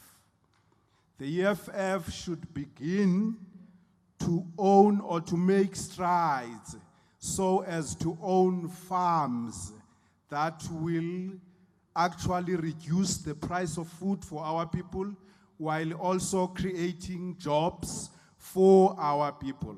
Because if we do not begin, doing that, we will then be reciting economic freedom in our lifetime forever. Thank you very much, Chair. Well done. I think Limpopo people we have heard, you were given a tractor. Number 5 was in Western Cape. I was the gentleman after the white T-shirt, behind the white T-shirt, Commissioner. Okay. Thank you. Greetings. This is Ncedo Kolanisi from Eastern Cape, OR Tambo, KSD, Ward 5. I would like to propose that South Africa, in fact Africa at large, should retake over the abandoned industrial areas to enhance the economy of the country, in fact for the whole entire Africa. Why am I saying this? You take Butterworth in Eastern Cape. We have a lot of abandoned industrial areas which used to enhance the skills of our black people. Today we find the unemployed youth sitting in corners and not playing a role in the economic transformation of this country. Remember, if there's a food on the table or income into someone's home, then it's a relief for that home and for that child to go to school and enhance his or her skills so that tomorrow we may plow back. Lastly, I want us to look at the transport industry because that is where prices, in fact, the price of living that can transform the black child's life is. We look at the taxi industry. If we regulate them in terms of giving a loan, or let me say, the percentage charged on that vehicle asset, it's too much. That is why you find our black brothers, you won't find a white person driving a taxi and fighting each other, but you will find a white person giving a loan for that asset, or should I say that taxi vehicle, giving a loan to a black child. And then when that black child realizes that the percentage charged here is too much as compared to what I'm making on daily basis. And then you find our black brothers fighting over territory, fighting over 10 rands, and killing each other. So if we impose the interests that are given, that are charged at asset vehicle or any transportation, commercial transportation, then I'll tell you now that we would have sorted the other side of the economy. Because remember, even prices of food are determined by transportation. Thank you. Thank you very much. Thank you very much, Chair. No. It's Western Cape. Oh, you were, okay. Yes, Chair. Thank you very much, Chair. Mine, Chair, it's simple. My name is Siyabonga Yalwa from Cape Metro, Western Cape.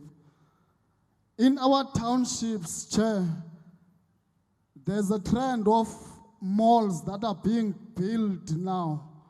And our communities currently are surrounded by those malls, which are owned by white males that are from foreign countries.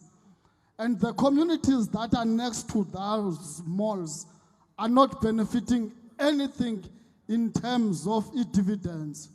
They are just giving money in terms of buying.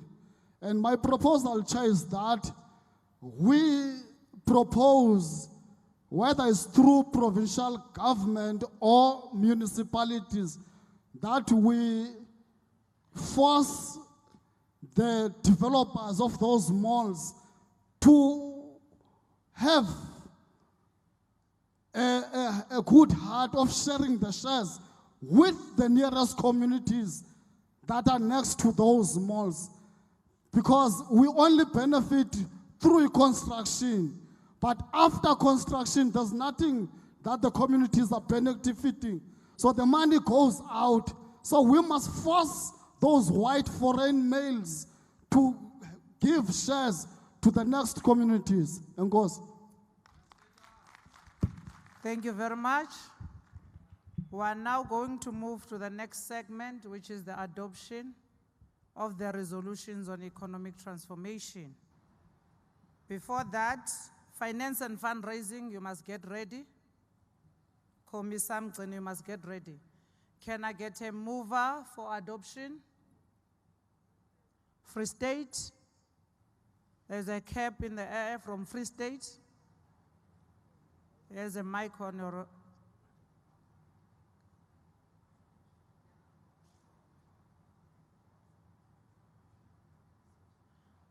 Run, fighter.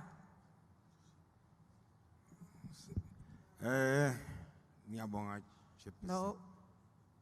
Mina Yes. ngumkaka No, fighter, not you. This one was sitting in front. Where? Sit down, fighter. He's Oh. already in the mic. Okay. Thank you, Chair. My name is Tandeki Zenze from Ward 23, Lejwe Puta, Mashabing. I propose of the removal of the adoption. I thank you. Thank you, fighter. Do we have a seconder? Another province. I have a white shirt in Limpopo.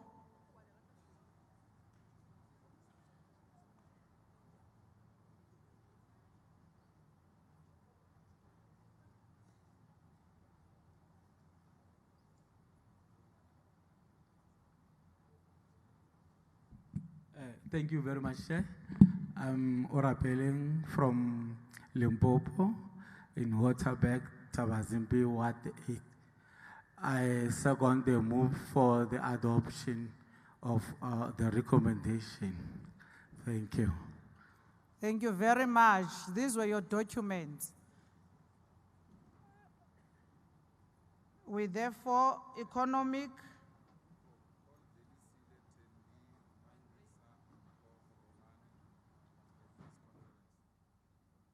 Okay, Commissar Delisile, Commissar Tembi, Commissar Mpomurulane, you are required to be at the press conference. And Commissar Mandisa Mashiu. With the last one was Commissar George Rappel. To the press conference, please. Therefore, economics transformation document is duly adopted. Commissar Mcin.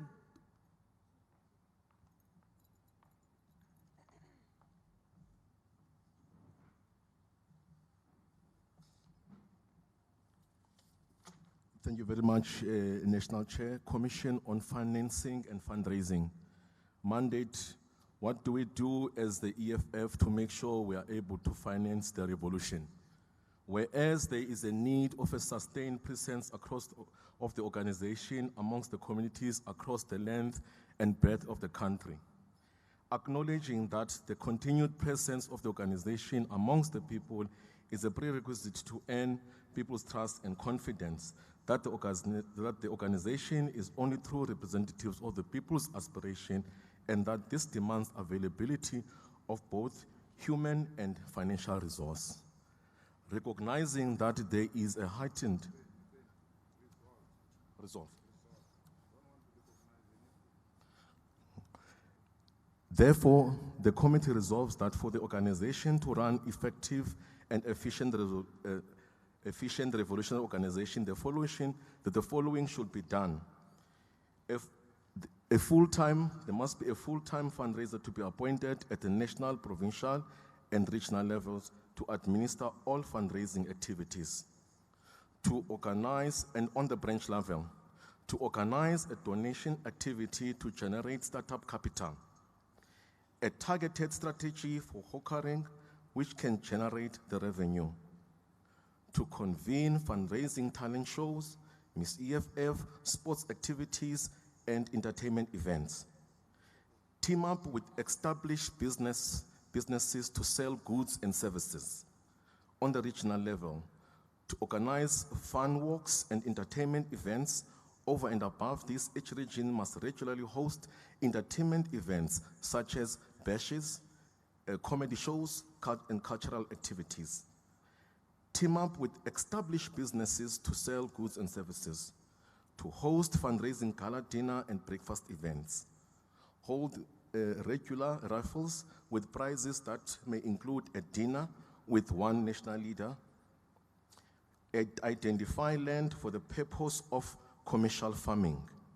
On a provincial level, to organize a golf day, fundraising Belfast, gala dinner with the business people, to sign debit order forms, selling of merchandise, and to organize provincial festivals.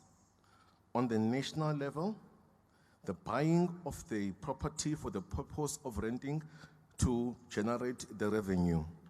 To establish a national fundraising committee, the EFF cell phone ringtone campaign, have a business breakfast and dinner, and also to organize the national music festivals. Thank you very much.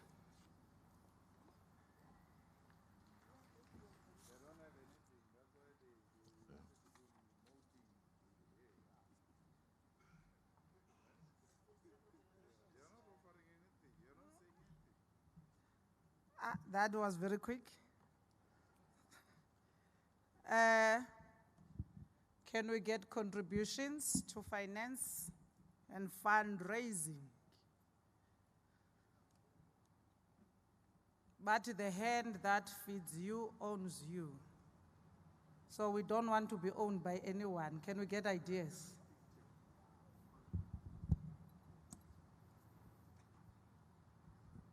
It looks like these comrades don't have anything to say about how to finance the revolution. I mean, this commission, you're telling us we must organize festivals and all types of things. There's nothing we can get from this commission. There's absolutely nothing. And I don't know how we're going to go about it. Either we open it for the floor and we discuss here, how are we going to finance the revolution? Because there's a big problem of financing the revolution. And if you are not going to come up with clear, practical steps, we'll end up being captured by enemy agents who have the money. So I don't know how you want to go about it, Chair, because really I didn't understand. I even heard something saying there must be Miss EFF, bid contest. I don't understand. So let's open, I think let's get the floor to tell us 10 things, 10 practical things that can be done. No introduction, no nothing. You raise your hand and tell us, do this, do this, do this. And they must not be capitalist in nature. They must not exploit workers. You see, the idea that we must buy property for the purpose of renting, I agree with that one. Because there's no exploitation of workers. So, and we don't want tenders. We can't have the EFF that does tenders. So no tenders, no exploitation of workers. What can we do practically? 10 things to finance the revolution without compromising the character of the organization and without getting into a corrupt relationship with those who have money. I propose you open the floor, Chair, for the delegates to tell us what needs to happen. Thank you. Thank you, President. We are all delegates. So from officials, CCT, everyone, we need ideas. We don't want to be owned by anyone. Okay, I'm going to start on my right and get 5 hands this side, 5 hands that side. Backstage, you will indicate. 1, the black shirt, go to the mic. Extreme right, there is a cap in the air. Number 2. Number 3, there's a book there. On the right, can I get women, please? Is there a woman here? I've already... Yes, black beret. Another woman. No, I'm looking for the 5th woman here. Right here. You are number 5. Let's go. Thank you very much, Chairperson. Mine is just a short input. In line with cardinal pillar of mass industrialization, I think we need to demonstrate as the EFF, but at the same time profiting from that cardinal pillar. We must put that cardinal pillar into practice. Why can't we just, as the EFF, find a way of opening up a factory just to manufacture matches while creating jobs and fundraising for the organization? Thank you very much. Yes, we have forestries. Let's create matches. Thank you very much, National Chairperson. I'm from the province of Zozibini and Siyakolisi. Mine is, we have plus 900 public reps. Can't we just fund our own revolution by levies and like maybe it's 20%? No. That one, they already pay a party levy. It's already there in a form of a party levy, fighter. Give us another idea. That means I need another person this side, that one falls. There is a one waving a book in the middle. Let's go, fighter, on the mic with the beret. Thank you, National Chairperson. I would like to propose that we form relations, since we have relations with Vodacom, Cell C, MTN, that we have a EFF starter pack that fighters can use and a SIM card. Also have a funeral policy that will be managed by the EFF.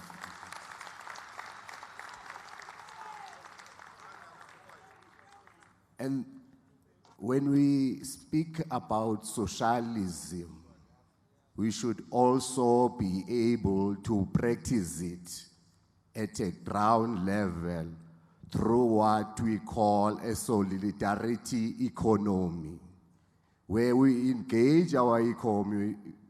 This mic, I didn't retarded. Former chair of BCM, continue. Where we have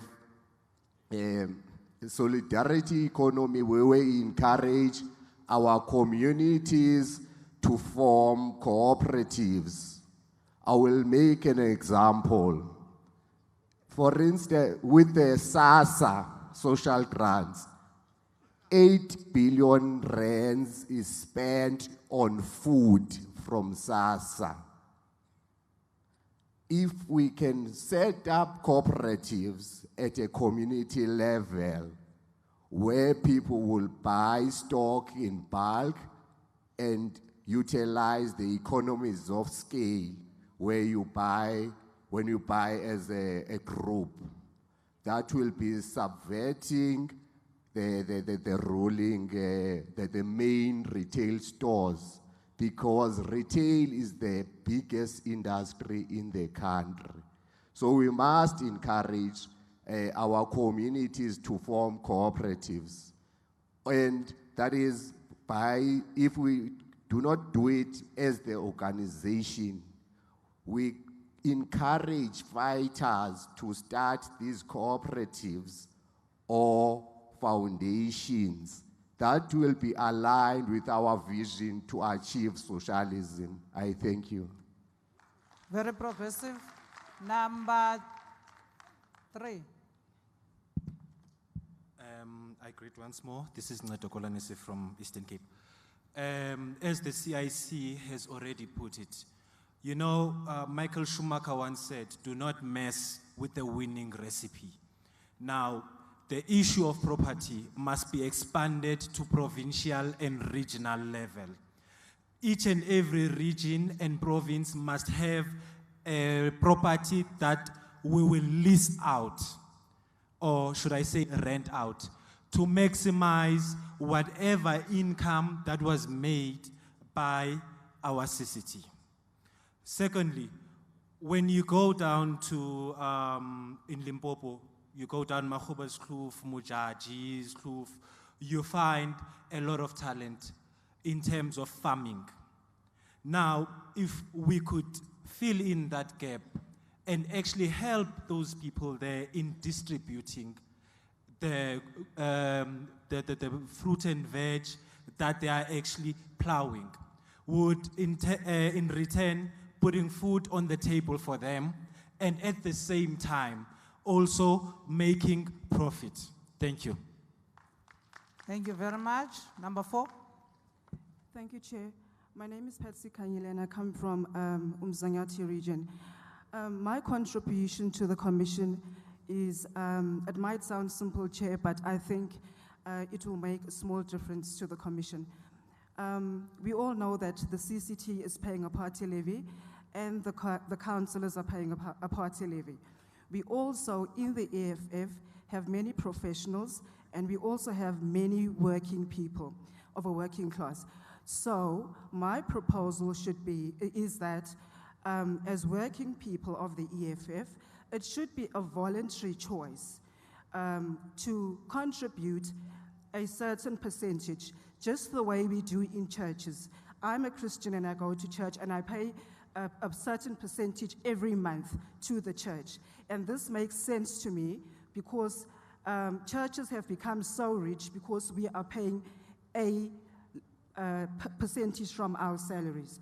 So if we do this as volunteers to pay a percentage to the party, it wouldn't really make a big difference. It might make a difference in a percentage of circulating some cash in the revolution, and also it can assist, especially when it comes to big functions such as this one. So yes, that's my proposal. Thank you. Thank you for voluntary contributions. Fighters, let's observe some protocol. Let's have some sense of protocol. When there's a speaker on the mic, don't cross before them. Do not cross in front of speaking people, please. Thank you, Chair. In promising Lipompo. May anku loko imaka ku hinkweni like kokerikal. I find naban baleka ZCC. Inga ha xavi ka vanhu lava bakaka hala handle. Region yin'wana na yin'wana ko sub-region yin'wana na yin'wana yi endleliwa ndhawu leyi nga ta hamba ku rhungiwa hi swi tiva ku loko hi lava ku xava hi ya xava ka vona. Cause loko hi ri ku xaveni hala handle ku ta na tiphati tin'wana ti ta hi xavisela ti yiva mali ya hina. Can see. Hands. On the left, let's go. I need 5 hands. Free State, I need a woman. The black shirt. Let's take another province. Another black shirt there. Stand up, stand up. Yes, you're number 2. Limpopo. Oh, you are part. I know. Wait. Gauteng. There at the back. Gray shirt or is it white? Yes, you. The standing one. You are number 3. Bukoni Bupirima. The purple shirt. Number 4. Northern Cape. Where is Northern Cape? I need a woman in Northern Cape. Okay. The red shirt, yes. Thank you, let's go.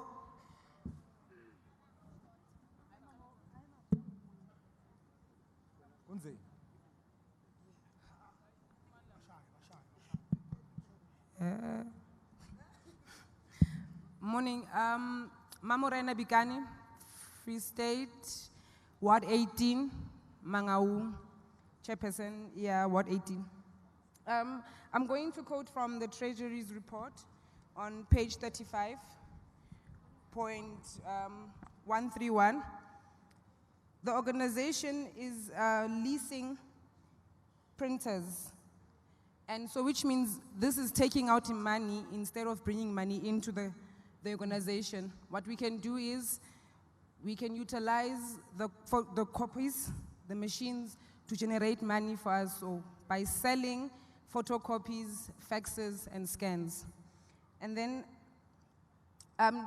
the organization can open an investment department for small businesses and also invest in buying shares in businesses as well.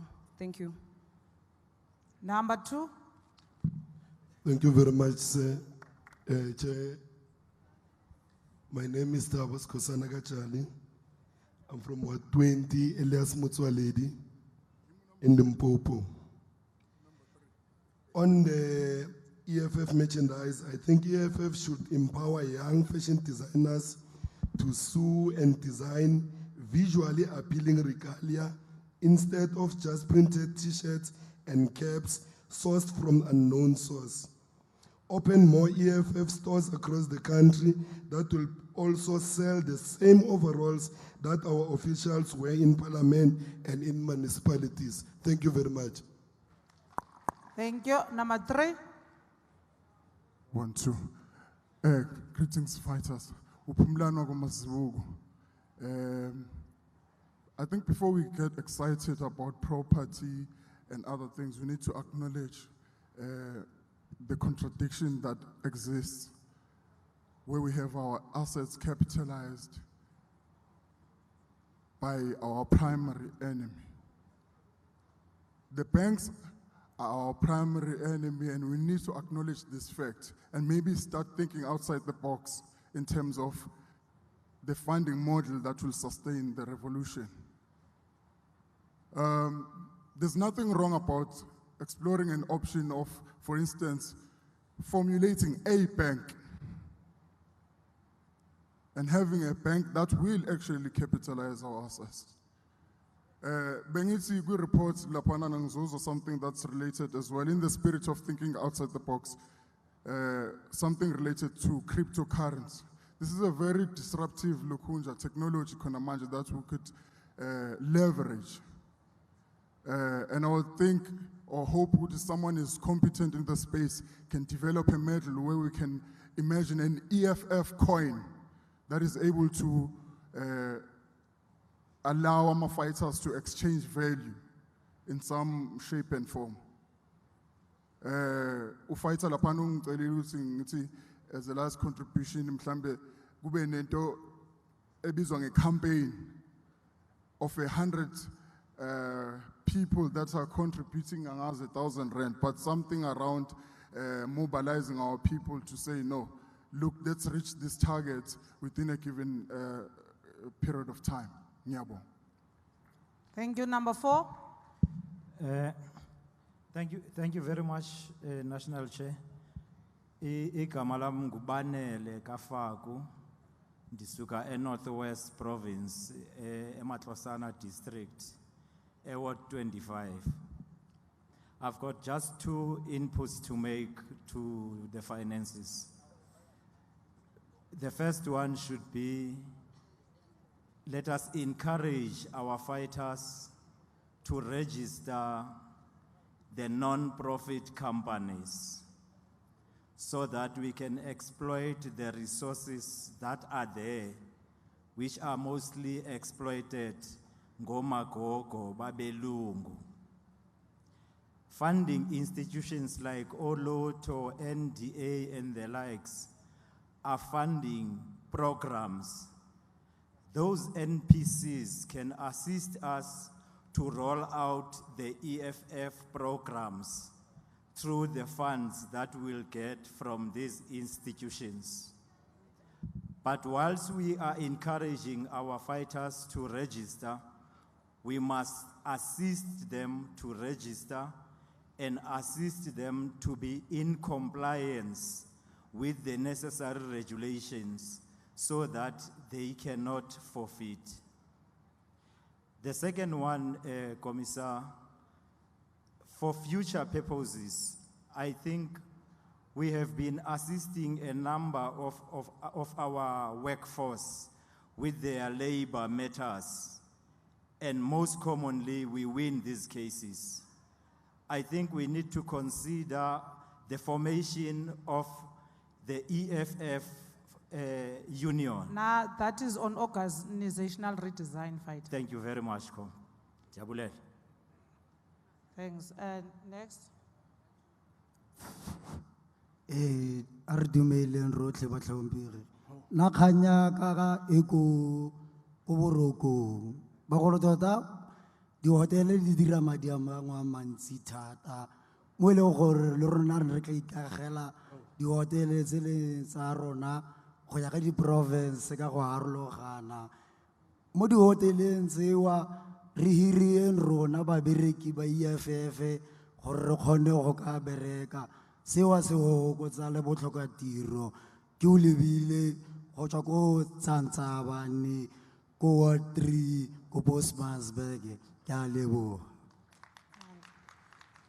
Can I get 2 more ideas? I noted 8. We need 10 ideas, solid ones. I need 2 more ideas.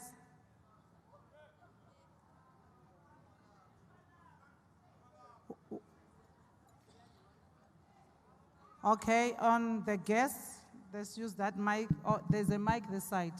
Yes, Chair, Next the one. Western Cape. No, guest, there's a mic on the left. And then number 2, Thank you, Chair. KZN, there's a woman. Our councillor there. Go to the mic. Can I be the last, Chair? We'll give you an opportunity. Is that Western Cape? Yes, Chair. Sit down. Okay, stand on the mic. We'll give you an opportunity. Many thanks, Chair. Okay, let's go. Number 1. Yes. Thank you, Commissioner. Very quickly, 2 things. We have quite a number of people within the EFF. The NPA has also targeted partnering with the leftist organizations in South Africa and everywhere else in the continent, but within South Africa, that's very important. That gives us the numbers. And therefore, together with the leftist organizations, let's be able to set up our own financial institutions that enable certain very simple things such as legal aid. Let's not go to clientele. Let's have our own clientele where all these members of the EFF together with the members of the leftist organizations are able to subscribe as part of the EFF offering. Somebody else talked about funeral cover. That has been done. But more importantly, medical schemes currently before the NHI to the effect that they are able to be provided by EFF for the membership of the EFF together with the Vodacom conversation we had earlier on. We can provide a major difference to our people who are also raising funds as EFF. The last one will contradict. It's free quality health care for us. Number 2, KZN. Okay. Igama lami nguFatima kaKhanyile. Mina bengibona ukuthi khona into indlela eshibhe kakhulu ukuthi singenza ngayo imali la kwa-EFF.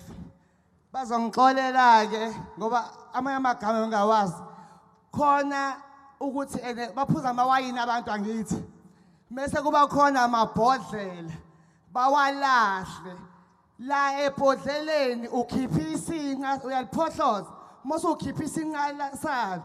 Usibeke phezulu uphinde wenze isibambo kube iglass leyo ongaphuza ngayo mase sifaka iEFF eceleni bazothenga abantu lapho ke sisevile asiyanga ko order lutho ngemali kuphela sihambe sayothatha edumpini la sekulahlwe khona saqongqotha sakwenza iglass. Ngiyabonga. Clean environment and creating jobs. Western Cape? Well, thank you, Chair.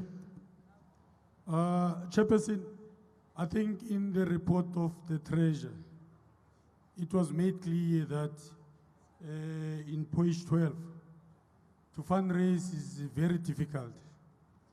There has got to be commitment from fighters who claim to be loyal to their movement.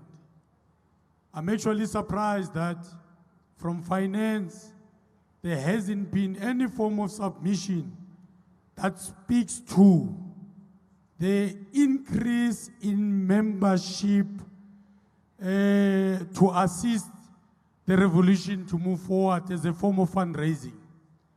And I would then like to propose and submit to suggest that at least a minimum of 20 rands Because if we are really committed to the organization, we would want to see it flourish. The other thing, Chair, yes, my brother has touched on the issue of starter packs and the issue of funeral policy. We keep on reciting the president saying that fighters should be able to stand next to each other and be ready to bury each other. I do not know how we will be able to do that if we do not have the necessary support in terms of providing finances to those who have lost their loved ones. So I really do support the issue of a funeral policy. The other one, Chair, we are here as delegates in a conference that has drained our coffers an amount of 32 million rands. One of the biggest and most progressive conferences this country and the African continent has ever seen. To that we are grateful and thankful. The idea then, Chair, seeks to suggest that to all delegates, and I heard you when you spoke about party levies, but here we are delegates. All delegates, we can never be in a position where we are going to be given food for free. We are given accommodation for free. And we are given a lot of resources at conference level for free. And yet, there isn't any form of commitment that is coming from us to make sure that our coffers do not run dry. That is a serious indictment to the organization. I therefore propose, Chair, that each and every delegate from all conferences, there should be a fee of 100 rands minimum. That should be provided on registration. Order, fighters. Fighters, you are entitled to provide your own. Let's continue, fight. Let's finish. So, Chair, the last one. We are getting guests that are coming to our conferences, and they are enjoying the leverage of the resources that are being provided by the EFF. We should also, at conference level, be in a position where we are going to offer a service where a particular chair or tables that are received at a particular fee. That is the last one, Chair, that I want to submit. Thank you. Thank you. The last one has been done. The one of 100 rand, no, it cannot be correct. I think we are done there, Chair. Chairperson of the Commission, TG.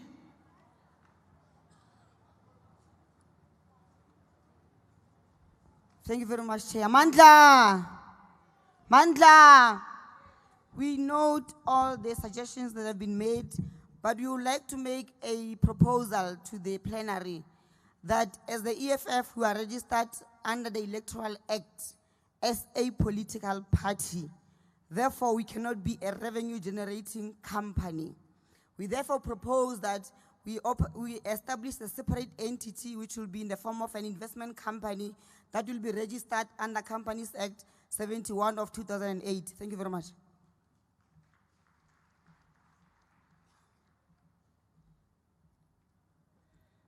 Thank you, TG, the chair of the commission.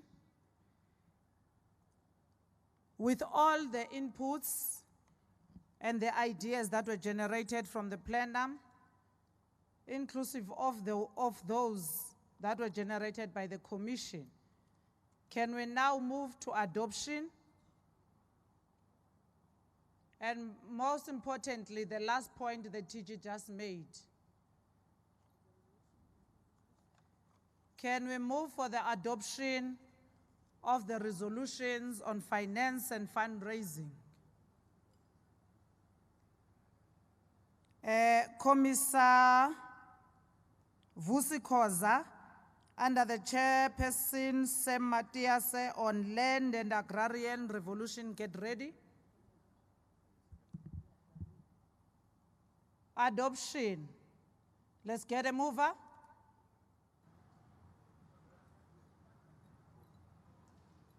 Limpopo, white shirt in front. Please get to the mic quickly. And then the second must get themselves ready to the mic this side.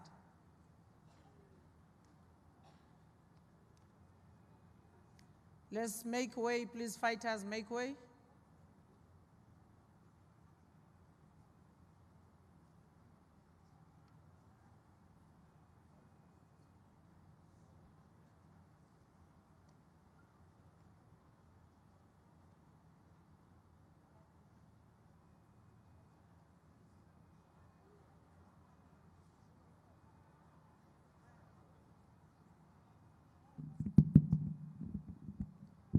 My name is Flora Madike from Limpopo, Mopani region, under Marulen sub-region, Ward 14.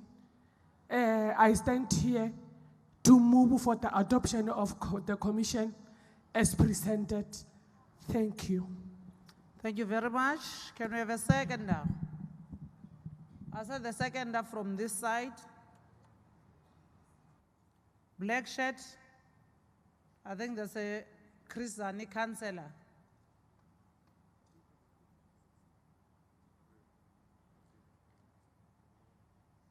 Thank you, National Chair.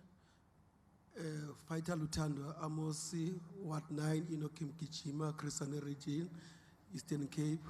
I stand to second that motion, especially putting an emphasis on the establishment of the entity that is going to generate revenue. Thank you. Thank you very much. Our resolutions on finance and fundraising are duly adopted. Commissar Vusi, Koza, I don't see you.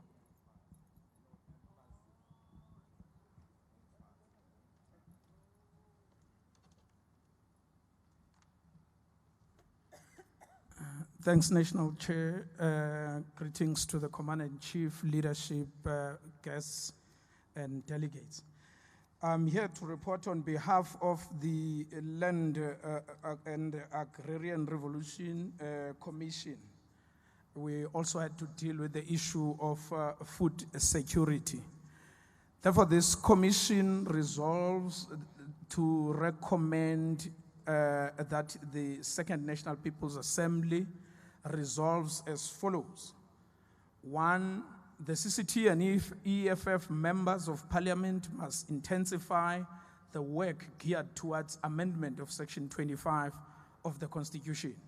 This amendment must emphasize the abolishment of private ownership of land and the transfer of the land as a whole to the people, and that the state must hold this land in custody on behalf of the people as a whole. In order to achieve these goals, weaknesses in state institutions such as the Commission on Land Rights and Restitution and the Land Claim Court must be identified and addressed. 2, that even though the political parties support the concept of land expropriation without compensation, they do so for completely different reasons, reasons which may be anathematic to the ideals which the EFF fights for. Therefore, the EFF must object to any amendments to the Constitution that would not result in fundamental restructuring of property rights regime in the country. Therefore, the EFF must object to any amendments to the Constitution that would entrench the status quo and produce only superficial changes. 3, to guard against the abuse, to guard against the abuse of power by the government, including in the new property clause in the Constitution, must be a provision for the establishment of a land rights protector ombudsman, which must be integrated in the Chapter 9 of the Constitution. The land rights protector or ombudsman must be empowered to defend the public against any abuse encountered by the public from any government official. 4, there must also be a permanent People's Land Court with national jurisdiction empowered to resolve any land disputes, including disputes about compensation. The EFF must agitate for the establishment of a People's Land Council or land management agency to manage all the land on behalf of the people. This council or agency must be appointed by Parliament, be independent, and act according to law and the Constitution. Its decision must be reviewable in court. And if any of its officials is found to have contravened the law, punishment must be as harsh as possible to dissuade other officials from breaking the law. 6, the EFF must establish a permanent land and agrarian revolution unit to build on doing land consciousness amongst our people, to educate people about EFF's approach to land. In line with organizational redesign, the EFF must make sure that the CCT member responsible for land and agrarian reform must have the necessary capacity, including a legal desk capacity, to provide legal advice to people arrested for repossessing the land through land occupation. 8, in order to build a broad class of smallholder farmers, the EFF must advocate for the opening of agricultural colleges and the promotion of the study of agriculture, land reform, and agrarian studies in our institutions of higher learning. Number 9, smallholder farms must be utilized strictly for productive agricultural crops and livestock purposes, and those used for lifestyle farming purposes should be discouraged. 10, the CCT Commissar for Land must establish a committee composing of all members deployed to land and housing portfolios at all spheres of government. This committee must meet quarterly and give report to the SGO on political and governance advances relating to attainment of Cardinal Pillar number 1. 11, the CCT must have a permanent program of land occupations around the country with the aim of resolving the land hunger. These occupations, which should prioritize the resolution of landlessness, land hunger, and homelessness, must be escalated to target privately owned farms which are not being used to maximum capacity, and they should be used by our people for food security, building of homes, and for other productive purposes. 12, the land occupation must also be aimed at undoing apartheid, spatial planning, and homelessness, and must therefore not exclude affluent areas. 13, specifically, the EFF must initiate amendments to the Prevention of Illegal Eviction Act of 1997 to prohibit the demolition of erected structures on so-called illegally occupied land. 14, the EFF must move for the legislation that would outlaw the eviction of farm workers and farm dwellers across the country. This must include the flagging of farms and companies that evict farm workers and farm dwellers, and banning these companies and farms from any procurement with government at any level. The EFF must move for the legislation that would outlaw the eviction of farm workers and farm dwellers across the country. While the legislation is being considered, there should be a national moratorium on the eviction of farm workers and farm dwellers. 16, pending an overarching legislative framework, the EFF must advocate for a fundamental restructuring of the Commission for Land Rights and Restitution so that it has powers to make decisions on restitution claims, redistribution, and application of expropriation without compensation. 17, the EFF must call for the resolution of the possible mandate creep and duplication of functions between Public Works and Land Affairs Department. The Expropriation Act lies in the Public Works Department, whereas the majority of the work that needs to be done on land reform is with the Department of Agriculture and Land Reform. The latter department should have expropriation powers for all matters relating to land in the public interest. 18, it must be noted that currently there is no legislation for the redistribution of land.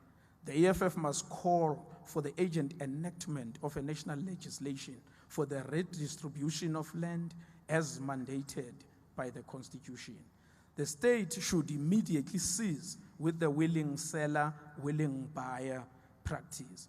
It cannot wait for the amendment of the Constitution, as the willing seller, willing buyer finds no expression in the current constitutional design. 20, the Land Claims Court is currently crippled in its ability to provide judicial oversight to the land reform process. There should be immediate steps taken to strengthen the court by appointing a permanent head of the court and full-time judges without delay. 21, the EFF must initiate legislative amendments to ensure that traditional leaders do not have the powers to lease or sell land that belongs to the people to private companies, and that land administration powers at local level are democratized and are affirming to the rights of women to have an own land. Legislation should make it clear that traditional leaders do not have more rights to the land than the people. 22, each branch must start a small farming project in rural and urban areas to ensure food self-sufficiency at a local level. This must also include the hosting of agricultural expos in villages to direct rural farmers to market opportunities for selling their products. 23, the EFF must, as a matter of principle and ideological commitment, seek to develop South African agriculture through the promotion of smallholder farming. The promotion of smallholder agriculture must essentially mean the subdivision of large, unworkable farming estates into smaller, feasible family farms. 24, given that agriculture value chains are controlled by white monopoly capital, who squeeze out subsistence and smallholder farmers, making it impossible for emerging black farmers to come through, the EFF leadership must establish a commercial institutional framework which must have the necessary research and development capacity to provide strategic intervention in support of black farmers. This must include the opening up of market opportunities for black farmers, the development of scientific capacity within the state and amongst black farmers to produce seeds that would break the monopoly of companies like Monsanto. 25, the EFF must initiate legislation that must outlaw the spread of GMOs, seeds, and foodstuff, and force the government to undertake independent studies on the impact of GMOs on the health of our people and their impact on the environment. 26, smallholder farms must be utilized strictly for, smallholder farms must be utilized strictly for productive agricultural, crops, and livestock purposes, and those used for lifestyle farming purposes should be discouraged. The ultimate limits to the size of farms each person must be allowed to have rights over must be determined by agroecological conditions. 28, the EFF must fight for the introduction of agricultural product market boards so as to standardize the marketing of agricultural products across the country. The purpose must always be to benefit the farmer rather than the retailer. 29, the EFF must fight for the use of tariff and non-tariff barriers to promote local production of food and discourage the importation of foodstuffs that can be produced locally and internally. The CCT must establish a Pan-African agricultural development entity which would strengthen intercontinental trade, and pan-African ownership of the agricultural value chain. This entity must focus on providing appropriate infrastructure to identified projects, provide developmental funding, and guarantee access to markets across the African continent. Thank you very much, National Chair.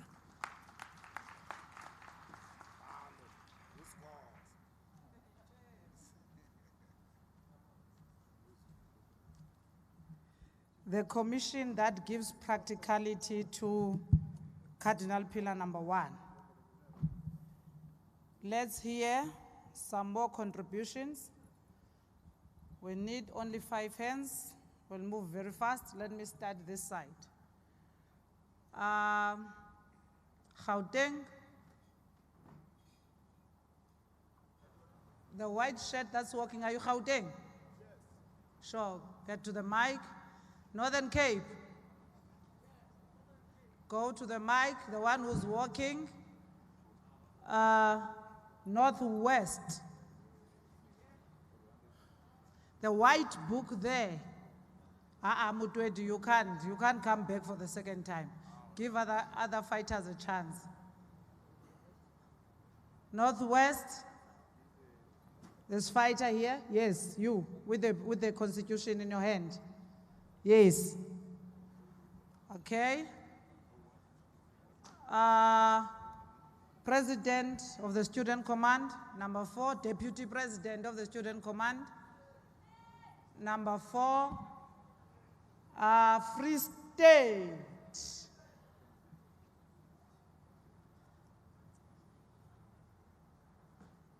And the white shirt. Yes, number 5. Let's go. Thank you, Chair. My name is Josias Makhatlele from Ward 22, Ekuruleni in Gauteng Province. Without a waste of time, theoretical approach of expropriation of land without compensation is moving at a slow pace of a chameleon. While the CIC is being threatened with arrest in desperation to suppress him and the organization.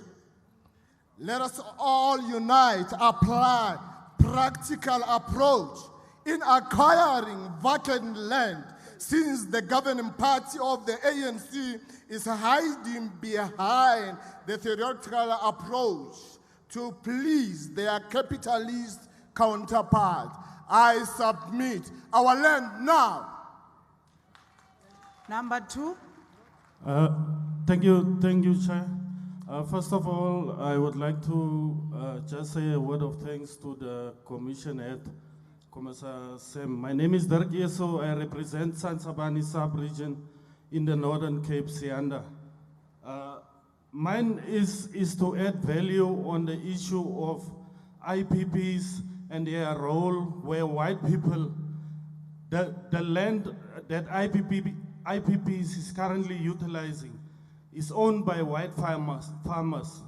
Now this, if the intervention of the EFF plays a role, this would change in the lives of municipalities and CPAs where communities can find direct beneficiation on the utilizing of such land.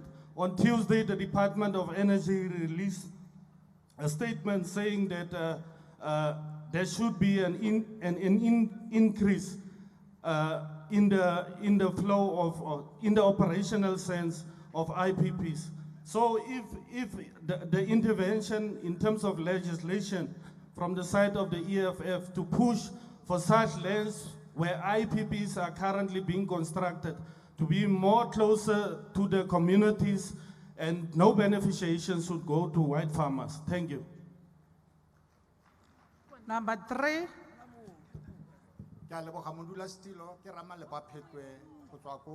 Ward 14, Ramotsirimuilwa, Northwest. Most, if not all, provinces, 9 provinces have land claims and they've got land under CPAs, such as farms, which stay idle.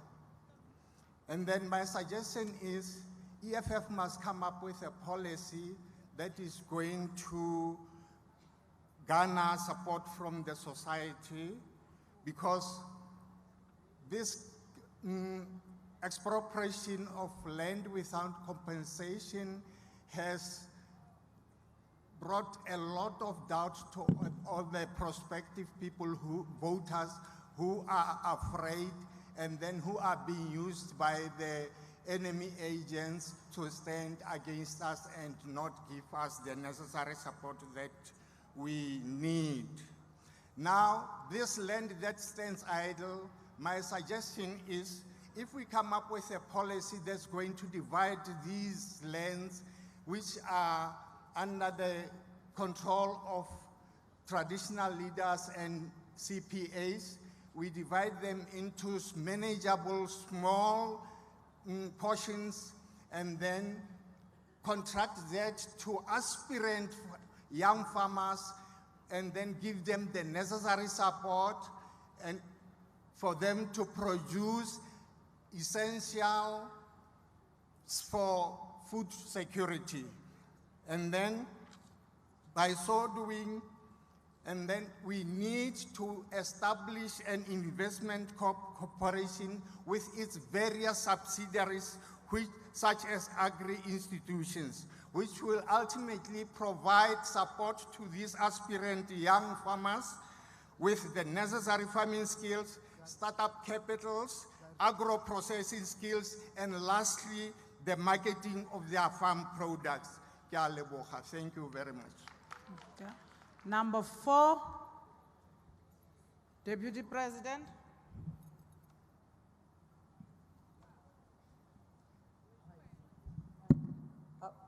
Yeah. Oh, thank you very much, Chair. Mine is to just make a suggestion as it relates to the land occupation programs of the EFF. I'm of the view that the organization should take a deliberate stance to develop our land occupation programs to be more sophisticated. And what do I mean by this? We have a phenomenon, or the current characterization of our land occupation program is characterized by human settlement occupations. And I think that it is critical for the organization to have a program that will deal directly with the provision of building materials to our people should they advance land occupation programs. Because I think it is only counter or partially revolutionary for us to keep advancing the occupation of lands, to continue building shacks that characterize us as poor and landless while we have occupied land. Then the second point I want to raise, National Chair, is that the EFF, in the pursuit of food security, particularly in underdeveloped communities, establish as human settlement-based agricultural projects that will speak to the development of the farming skills of our people at an individual level. This, of course, will, the program in itself will be composed of projects that will look to actually encourage and empower our people to farm in their houses as opposed to depending on commercial farming for the provision of their food security. In doing so, we will advance the self-reliance and independence of our people as it relates to food security. This is Lizamfana, Deputy President of the EFFSC. Thank you, Chair. Number 5, I hope you will also speak to rural development. Thank you, Chair. My name is Madis Mswening. I'm from Tawa in Free State.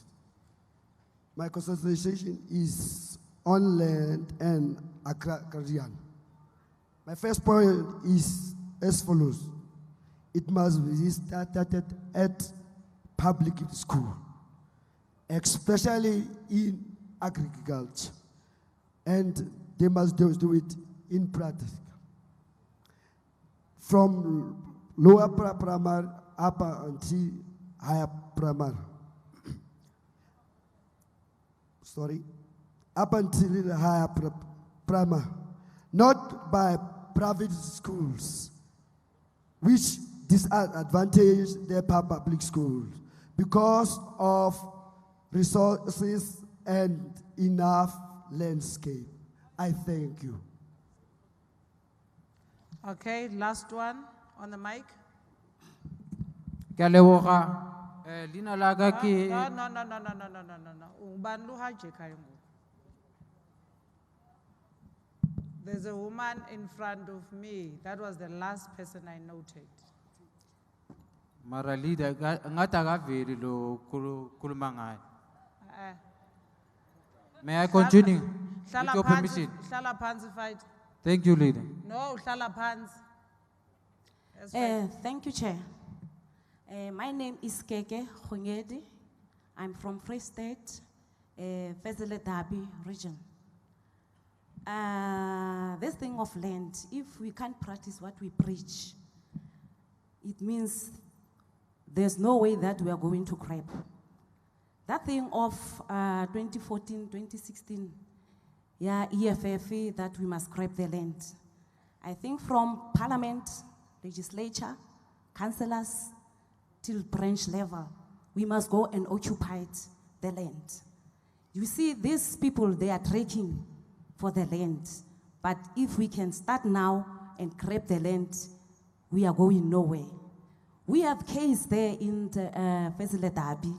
We left the case, the constituency come to us and ask us to help them about the land. So if we can't practice what we preach, there's no land that we are going to have. I thank you. Thank you. That was the last hand. Can we now adopt the resolution on land and agrarian revolution? Justice, get ready. Can we adopt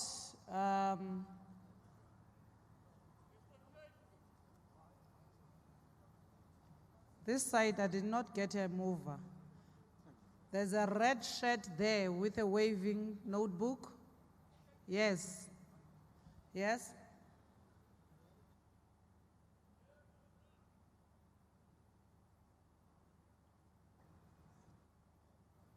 We adopting, ne? Yes, mover for adoption. I'm Netokolanisi from Eastern Cape, OR Tambo, KSD sub-region, Ward 5. I humbly and impressingly move to adopt the commission. Thank you. And I don't know if I must call you a doctor. You were a doctor that day.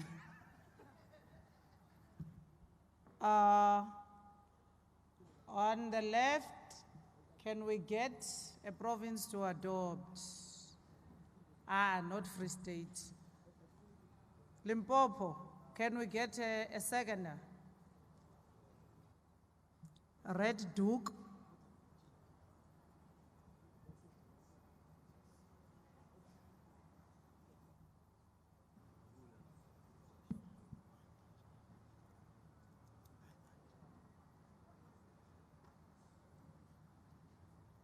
My name is Grace Kuna from Limpopo, Bembe region, Makato province, Ward 4. I'm a chairperson. I'm seconding the adopt. Thank you very much, fighter. Fighters, anyone who have lost, this one is from my Mpumalanga, my province. Koza, you lost your driver's license. You also lost your Capitec card. Thank you. This one is the Koza of Ngomas. Whoever has picked up a backpack, Katebu Madike, it has all the belongings in it. There's an ID. You'll find her name, Tebu Madike. Please bring it. Justice under the Senior Counsel and Advocate Dalimpofu and the Rapporteur, Commissar Papuki Babui.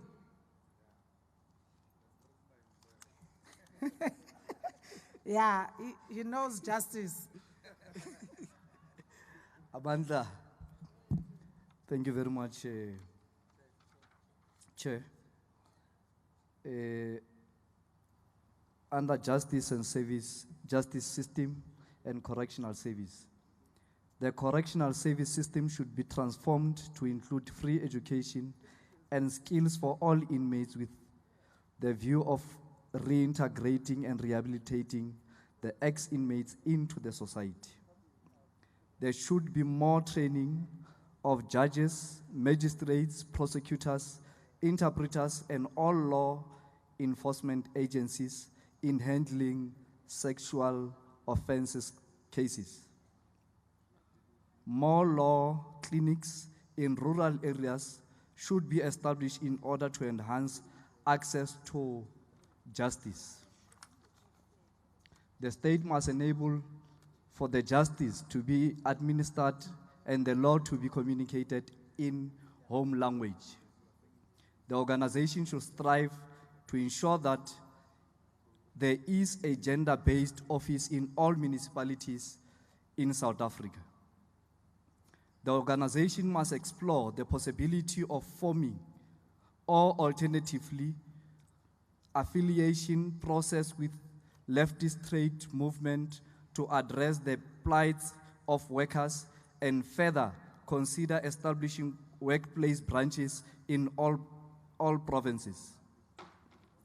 A permanent legal unit with the capacity be established in all provinces and regions to deal with the large volume of legal inquiries and concern in relation to legal challenges faced in the course of executing revolutionary tasks.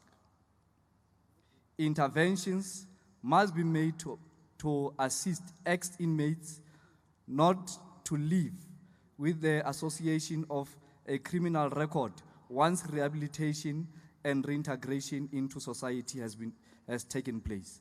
Amandla, this is an addition to all resolutions that have been taken in the documents provided to all delegates. Thank you, Chair.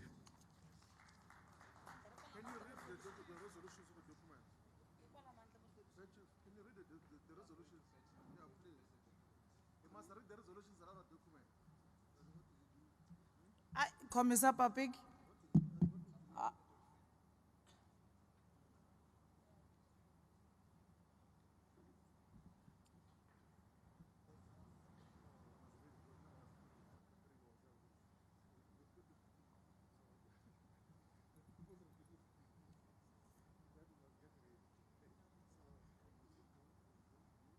There's a backpack that was brought to stage. It has a brown belt. If you have lost it, I can't find the name inside. If you have lost it, come quietly and get it. It has a brown belt in it.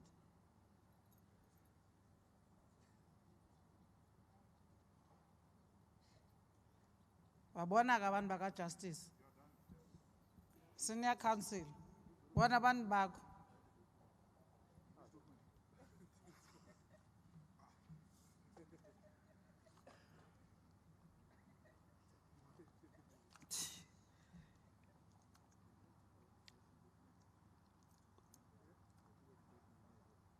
The system of appointment of judges must be vastly approved to ensure maximum community participation and policy of behavior to enhance justice.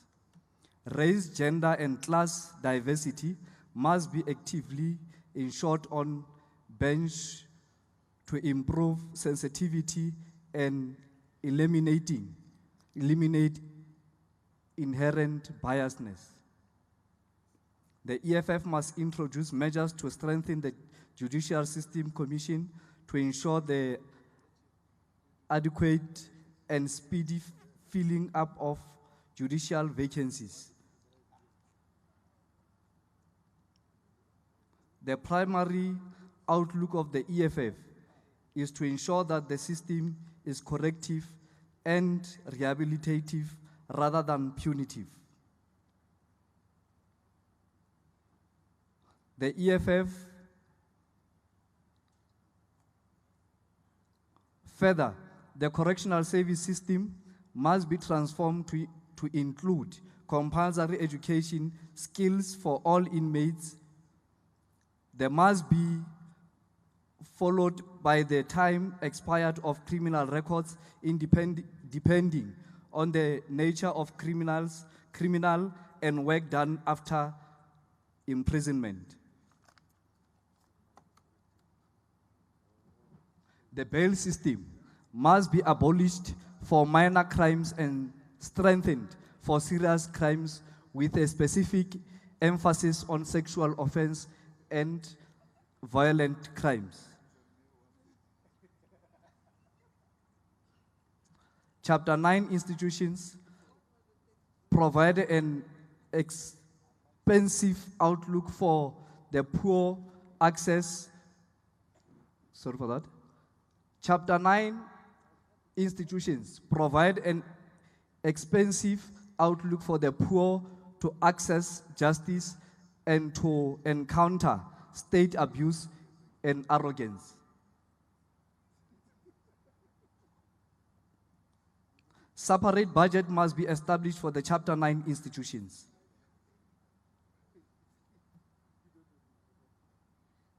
Through collaboration with progressive organizations operating in the sector, the EFF must monitor the activities of law firms and universities to ensure that there are aggressive programs to transform the judicial system. I think that is that, Chair. Thanks. Amandla.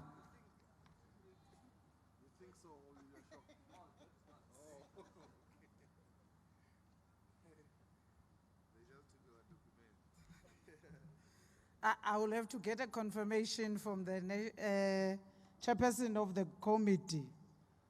Is that all, Chair? Looks like there are things that are left out. Is that all?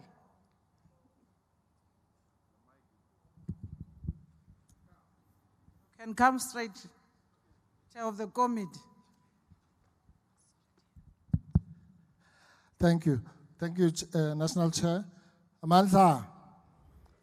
Yeah, no, I think what the scribes didn't capture, there are two things that were not captured. One is that the document that you have in the small pack was all the resolutions that are there were adopted as they are, so they should have formed part of the resolution. The second thing is that there were about 20 pieces of, because we ran out of time, there were 20 pieces of paper that were submitted to the scribes to include. So I think that, yeah, they need to do that. What they need to do is to reproduce some of the material that is in the small documents that was circulated here. You'll remember from that document that we started with an analysis of what is the role of the law in terms of our socialist outlook. And the most important thing, which I think was not captured, was the fact that the judiciary and the law, it's in line with what the DP was saying here yesterday, of the Leninist approach to the state, that the judiciary is actually an instrument of the state. So we must never see it as something separate from the state, and that the judiciary, therefore, is part of class rule or those instruments that ensure that the capitalist class remains in place. So that's the first thing. Then what we then say is that any instrument of class rule will only be overthrown once a socialist state is put into place. But we can't fold our arms and wait for one day when we have a socialist state. What do we do between now and then in the short and long term to ensure that we use the legal system with all its political faults to ensure that we advance the revolution? And those resolutions then address those specific issues. What do you do in the meantime? You transform the judiciary, you make sure that there's gender-based bias, you make sure that municipalities have educational facilities and legal aid. You do all those things in the short term, and then you do what the EFF has been doing, which is to claim small victories, pay back the money, what have you, the public protector issues. But you must do that knowing that these are merely short-term gains. But the reality is that the legal system as such is part of the state machinery. Lenin, you will remember, says that the state has a monopoly to use violence, state-sponsored violence. So the police, the army, and the courts, and the prison system are all part of state-sponsored violence, really. Number one. Number two, the issue of access to the courts, to justice in general. It's the same, it is skewed in the way that the DP was talking about. Because if Mr. Oppenheimer takes your car, in theory, in terms of the Constitution, they're going to say there's equality between the two people when you go to court. But Mr. Oppenheimer can bring 100 advocates, and you won't be able to do the same. So access to justice means exactly that. So the equality that is in the Constitution is actually artificial rather than real. I think those are some of the issues that were not captured, Chair. Thank you. Thank you, Advocate. Can we see the hands to contribute? Okay, let me start in the Western Cape this time.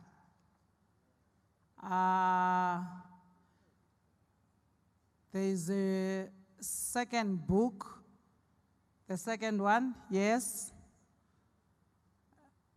Is that Eastern Cape or KZN? The one who's standing?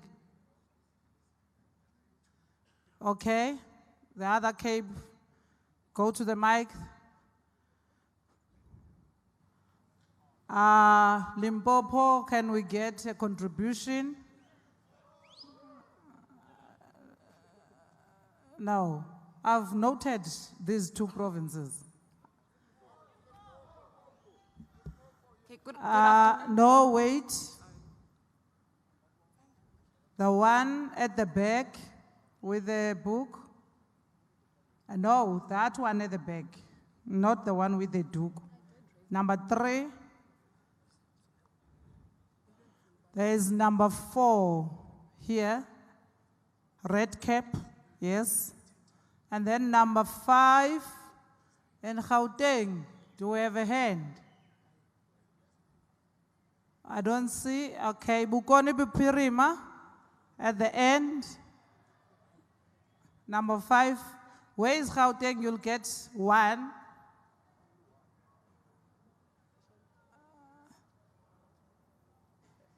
Is that Gauteng? There is a woman there waving a notebook in Gauteng. No, the one who just sat down next to the white cap. No. I'm looking for a woman. Gauteng, I'm looking for a woman. Can that? Where? Yes. Go to the mic. Okay, number 1. Thank you, Chairperson. My name is Sabelo Kubisa, KwaZulu Natal, King Getwayo, Umlalazi Sub-Region, Ward 20. Chairperson, while in the process of transforming our legal system in South Africa, legal candidate, let me put it like this, candidate attorneys in South Africa are suffering in that there are law firms in this country who puts having a vehicle as a requirement for that particular person, especially those who come from where I come from. They are required to possess a vehicle in order for them to be given an opportunity to serve articles. I submit that the EFF must champion this issue while we are in the process of transforming the legal profession, in that this must be abolished, it must be put clear, it must be made law that it is not allowed to put such as a requirement. Thank you. Thank you. Number 2.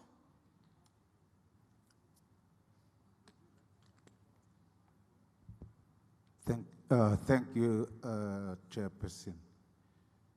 I'm Kenneth Patrick Wiltshire from the Western Cape, Central Karoo, Ward 7.